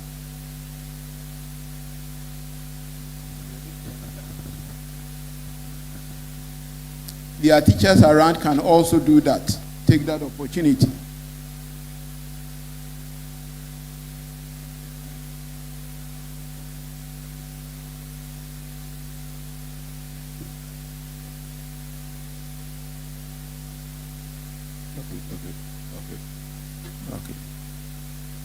Okay, so a quick one as we still give the judges the time to put their marks together. We'll take the opportunity to take the closing remarks from the CEO. So I'll call Sarah for us. Thank you very much. Thank you very much, Prof. So we are gradually coming to the end of the 2025 Africa Regional Conference and Exhibition on Education and Skills Development. We will take the closing remark from the Chief Executive Officer of ESDE Foundation Africa, Professor Francis Owusu-Mensah. Thank you.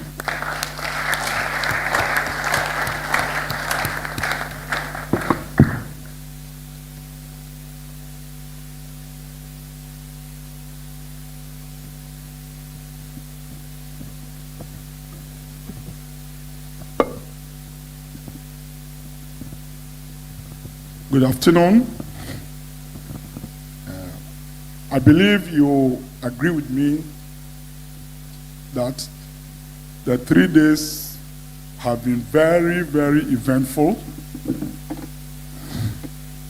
has opened our eyes, has set us thinking, and are ready to move from theory to practice. I believe that as young entrepreneurs and innovators, things are running through your minds. And we pray that the good Lord will open doors so that support will come to enable you to translate your ideas into practice and contribute to socio-economic development and sustainability of the African continent. Now, as we bring the event to a close, I have some few words for the participants. As we draw the curtain on this transformative edition of the African Regional Conference and Exhibition on Education and Skill Development 2025, I am filled with profound gratitude and even deeper sense of resolve. Over the past 3 days, we've not merely had a conference, we've ignited a continental movement. From visionary keynote addresses to dynamic policy dialogues, and from cutting-edge exhibitions to bold ideas from our youth, ARC-EDS has shown us that it is possible when we harness our collective energy. We came here to explore how entrepreneurship and innovation can address African youth unemployment crisis. We depart with a renewed understanding that transformation lies not in intentions alone, but in deliberate action, aligned effort, and sustained collaboration. Entrepreneurship is not a fallback. It is a force for economic dignity, innovation, and not optional. It is our bridge to the future. We also marked a historic moment in Ghana's observance of the International Year of Quantum Science and Technology. Through the FKA Alote Memorial Lecture, regional dialogues, and sector-focused panels, we have positioned Africa as a meaningful contributor to a global frontier science. Let us build on this momentum by finalizing national quantum science and technology strategies and nurturing the next generation of quantum science experts and engineers. But today must not mark the end. The end of this event should not mark the end of the dialogue. Let us scale what ARC-EDS has begun. I call on all African countries who are present here at this conference to partner with ARC-EDS Secretariat to organize national-level conferences and exhibitions. Platforms that spotlight local talent, showcase innovation, and shift societal perceptions of TVET, STEM, and entrepreneurship. Now, we want to make this event intercontinental, international one, so that it will not always be in Accra here. We've just started discussion with our international partners who attended this conference, that we hold similar ones in the various African countries, so that the light which has ignited today will flame across all the African countries. Because what we seek to do, the problem we seek to find solution to, is not just a Ghanaian problem, it's a continental problem. We've just concluded a meeting on that, and we are hoping that it will see the light of day. Let us build awareness, inspire the youth, and shift the narrative around skills and innovation at the grassroots. Every 2 years, let us return to this original stage, not only to reflect, but to share lessons, compare progress, and shape continental best practices. So, like Prof. Winful rightly pointed out. Our subsequent meetings, our subsequent conferences, should enable us to give you feedback on what we've been able to, achieve with the SBIT that have been showcased here. So we do a kind of tracer study and report that from the exhibitions, that were brought here from Tamale Technical University, from Koforidua Technical University, from Accra Technical University, this is what we've been able to do. These are the organizations that showed interest in, these are the industries that have adopted, and this is the impact that they have made in society, so that it will encourage young and upcoming scientists to show more interest in innovation.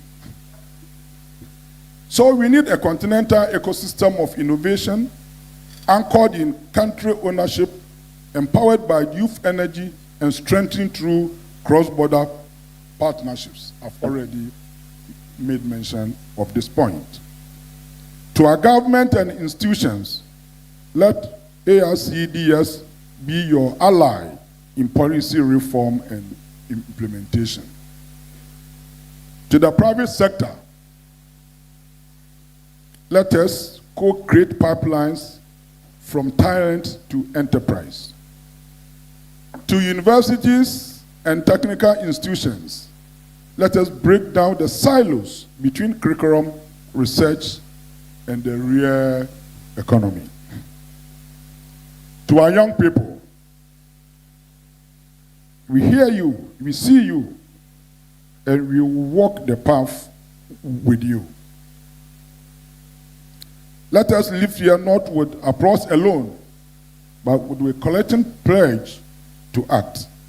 Let ARC-EDS 2025 be the turning point when Africans stopped discussing transformation and started building it. Thank you, and may we return in 2 years with progress to report partners to celebrate and hope renewed. Safe travels, long live African innovation, long live ARC-EDS. Thank you very much for your attention.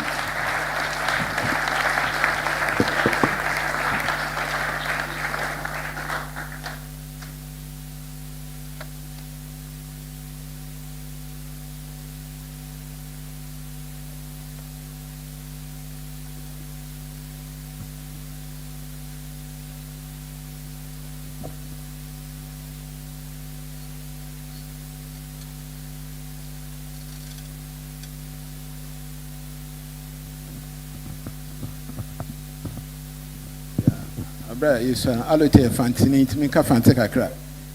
Abra Yusano, Odu this and what's Obini Yem. But this one we have all won. Thank you very much. Thank you. So that was quite a competition. We've been through many stages, we've considered many things. We finally have a result. And let me say what a close result it is. We have just 0.3 separating the first and second positions, and 2.5 marks between the first and third positions. So really, you all did fantastically. So congratulations before we say the top, yeah. Thank you.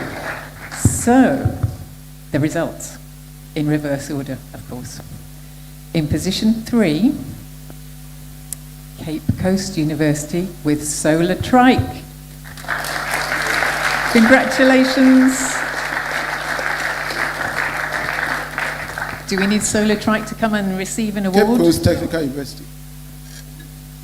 Please, I would invite Madam Violet. Can you do as the honors? Thank you.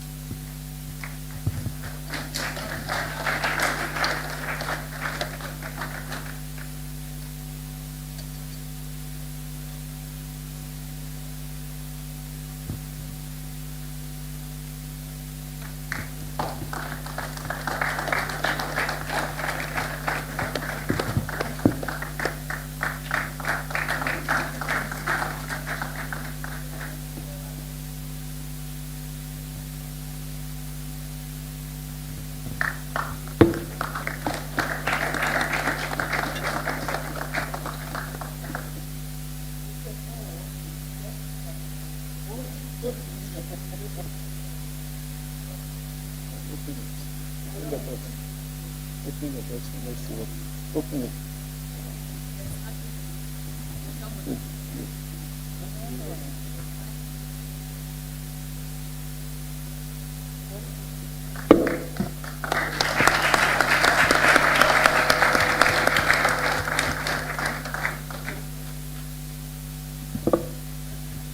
Wonderful. Thank you and congratulations, Cape Coast. Okay, in second place, drum roll, it's Tamale Technical University with the solar-powered smart open drying system. Where are you? Come on down, Tamale.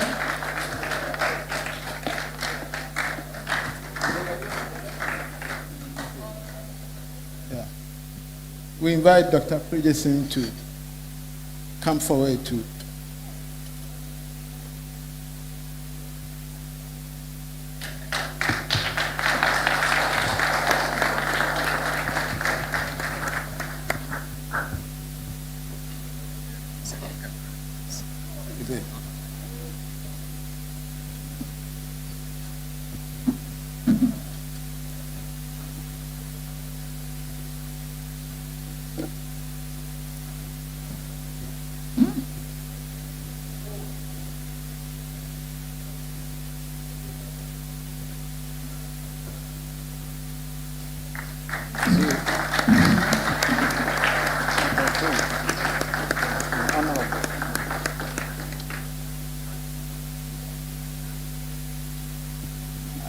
I think Tamale wants to say something, so we'll give them the opportunity.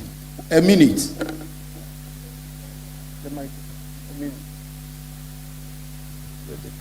Thank you very much.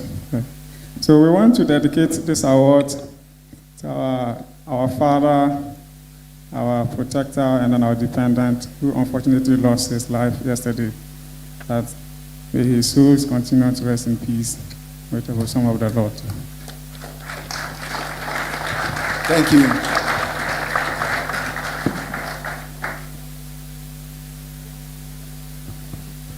Okay, are we ready? In first place, Koforidua University with Nutripods. We invite Professor Owusu Mensah to do us the honors.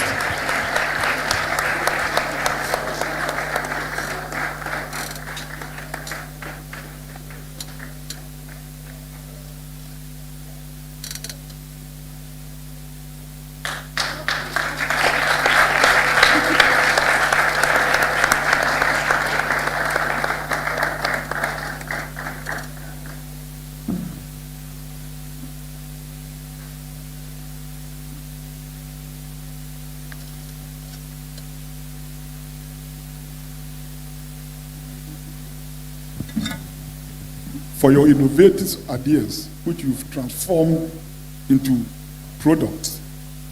We give you this award to encourage you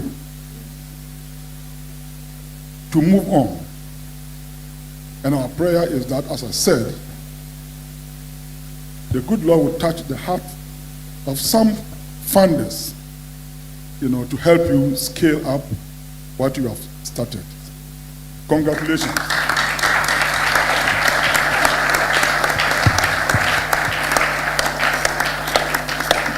Yeah, thank you, Koforidua. Thank you. Thank you. I think now we'll be able to separate our colors and we have our white.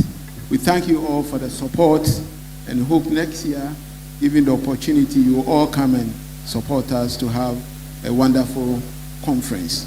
I hand over to Sarah to take over from there. Thank you, Prof. All too soon, the journey that started last year, October, with preparations, which we climaxed on Tuesday, the 5th, through to today, has come to a successful close. We are so appreciative of you. Look at it. How many people start programs and they end and the house is too full? It's so amazing. Clap for yourselves.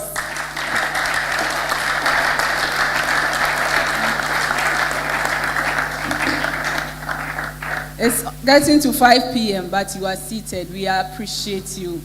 We thank the Lord Almighty. Let me be the Ghanaian in me should come out. We thank the Lord Almighty for giving us the space. Look at the weather. It's been drizzling every day in the morning, but it never rained heavily to stop us.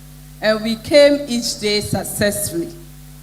In good and bad, we thank God. Along the line, we were hit with tragedy yesterday. Yet, I remember this country music, Kenny Rogers and her sister. When along the line one falls, what happens? He says the show must go on. And the show went on. So, the show went on, Honorable Mustafa sped us on, and still he fell, but the show went on in his honor. Today, we have gone through the Alote lecture. How beautiful. How inspiring. I don't want to give a summary because we are tired. We need to go home. But from Monday to today, it's been amazing back-to-back discussions. Discussions on curriculum, discussions on industry and academia collaborations, partnerships, co-op internships. We had a very beautiful panel discussion on day one. And today we had another wonderful panel discussions, all in the name of projecting the Africa we want. The Ghana we want will not happen. We have to start and we will get support. But if we want to wait for somebody to start, we can never start. So we thank our organizers, we thank our partners, we thank everybody that has supported. The Accra Technical University, we signed an MOU last year, we started the Maiden Conference. And ATU has been so wonderful, a consistent and a trusted partner. So Professor Kapovi and team, we thank you so much for your continuous support. We also thank the Electricity Company of Ghana. They have been also a very wonderful support. Many institutions, Settle Ghana Limited, providing us free Wi-Fi throughout the 3 days. It's amazing. We have institutions, when you go to the website, I cannot mention, but particularly this year is a special year, the International Year of Quantum Science and Technology. When you see the flyers when you're going out, I don't want to miss any of them. All the sponsors of IYQ are there. When you see them, thank them for us. Or when you go to their sites, you read about them, thank them for us. Importantly, I want to say a special thank you to Professor Nimela. Please clap for him.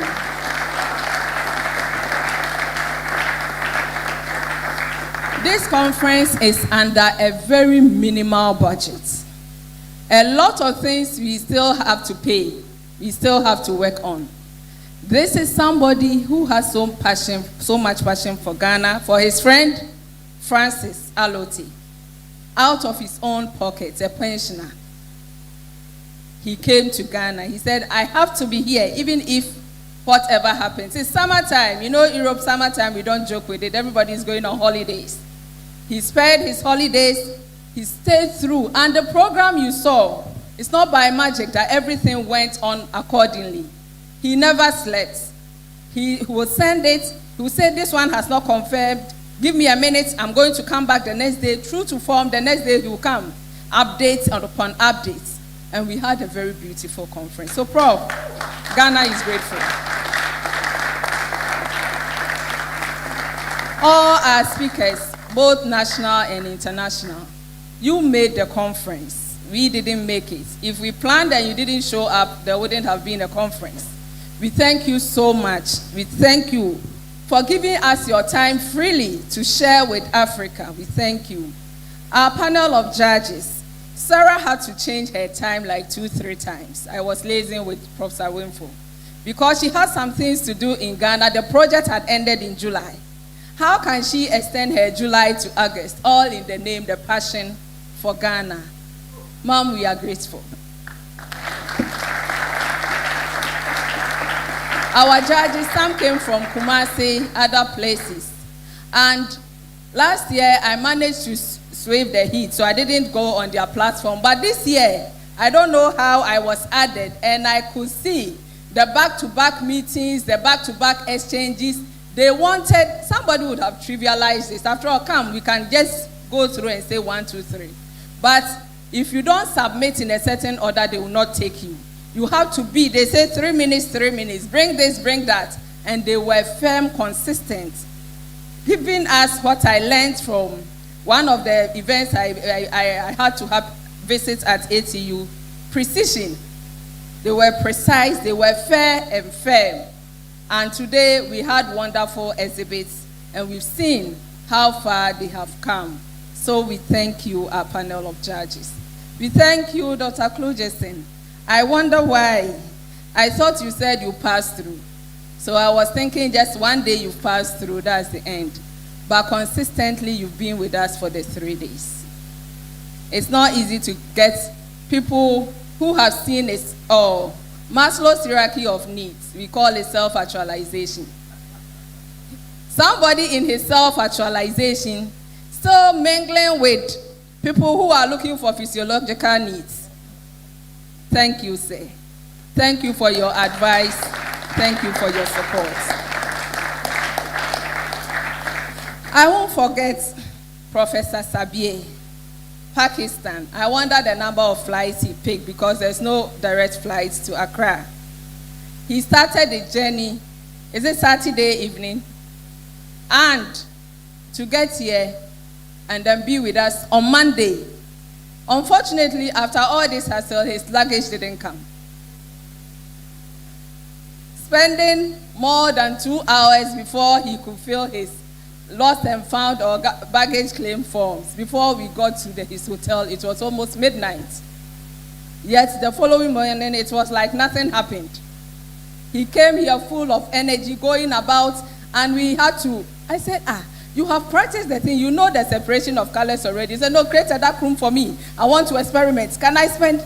And he spent 2 hours trying to make sure that what he wants to show to us works according to form. Professor Sabie, thank you.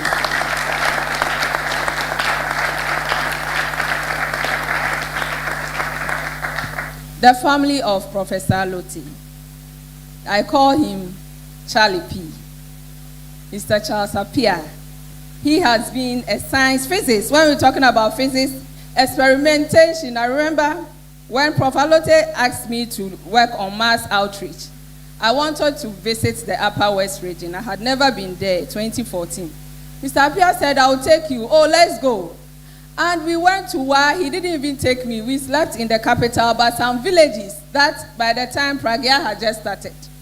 We had to rent Pragya to some villages for math outreach. And he has been a faithful servant of the late professor.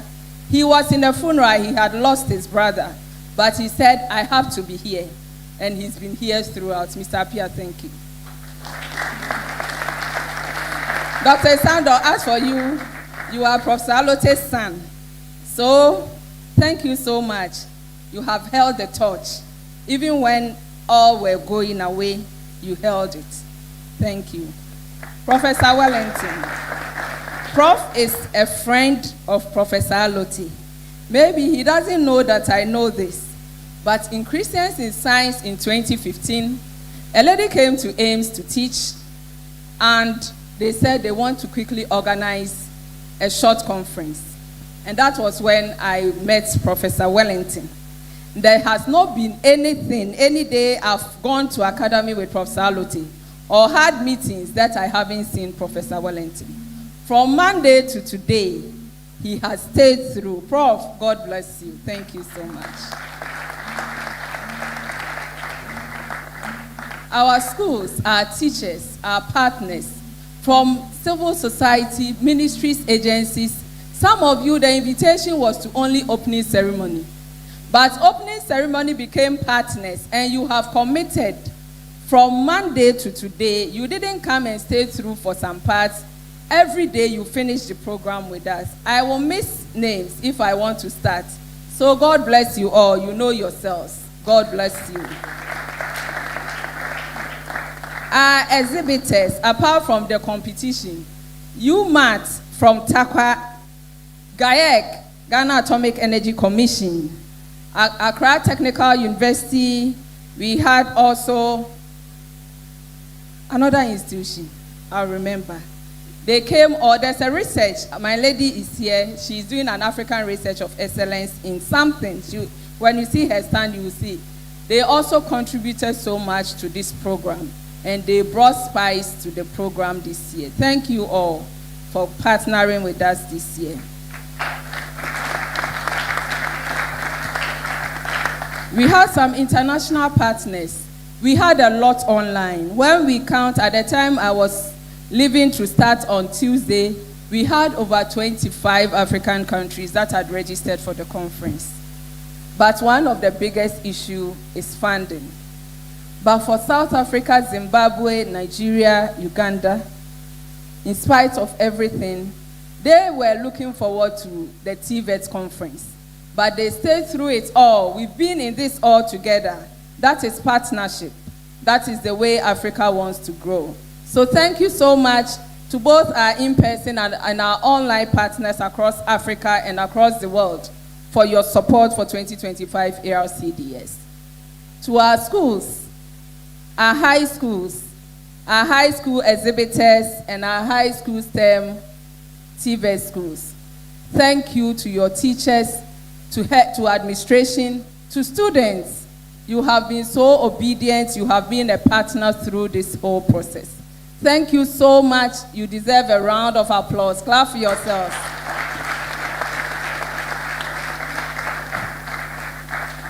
And finally, I hope I've not left anyone out, to our team at SDEV Foundation. SDEV is a very small organization. But to borrow my CEO's words, I will miss it, but I will pick it the way I understand it. We are very young in age, but very big in ideas. We are doing very wonderful things. A team made up of fairly young people, with only 2-3 elderly people guiding. But we sit down and pull the strings, and we can do this.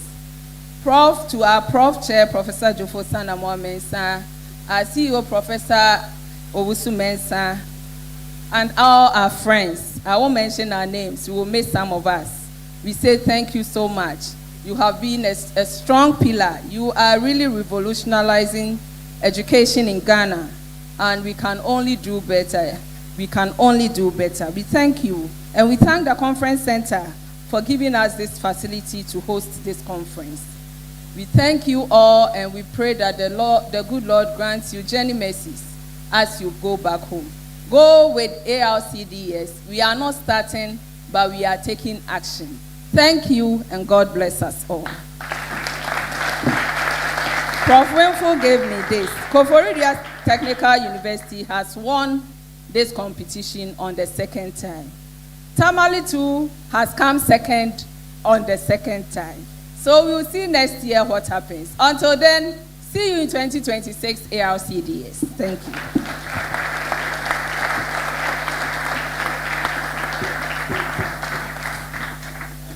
You want to say something?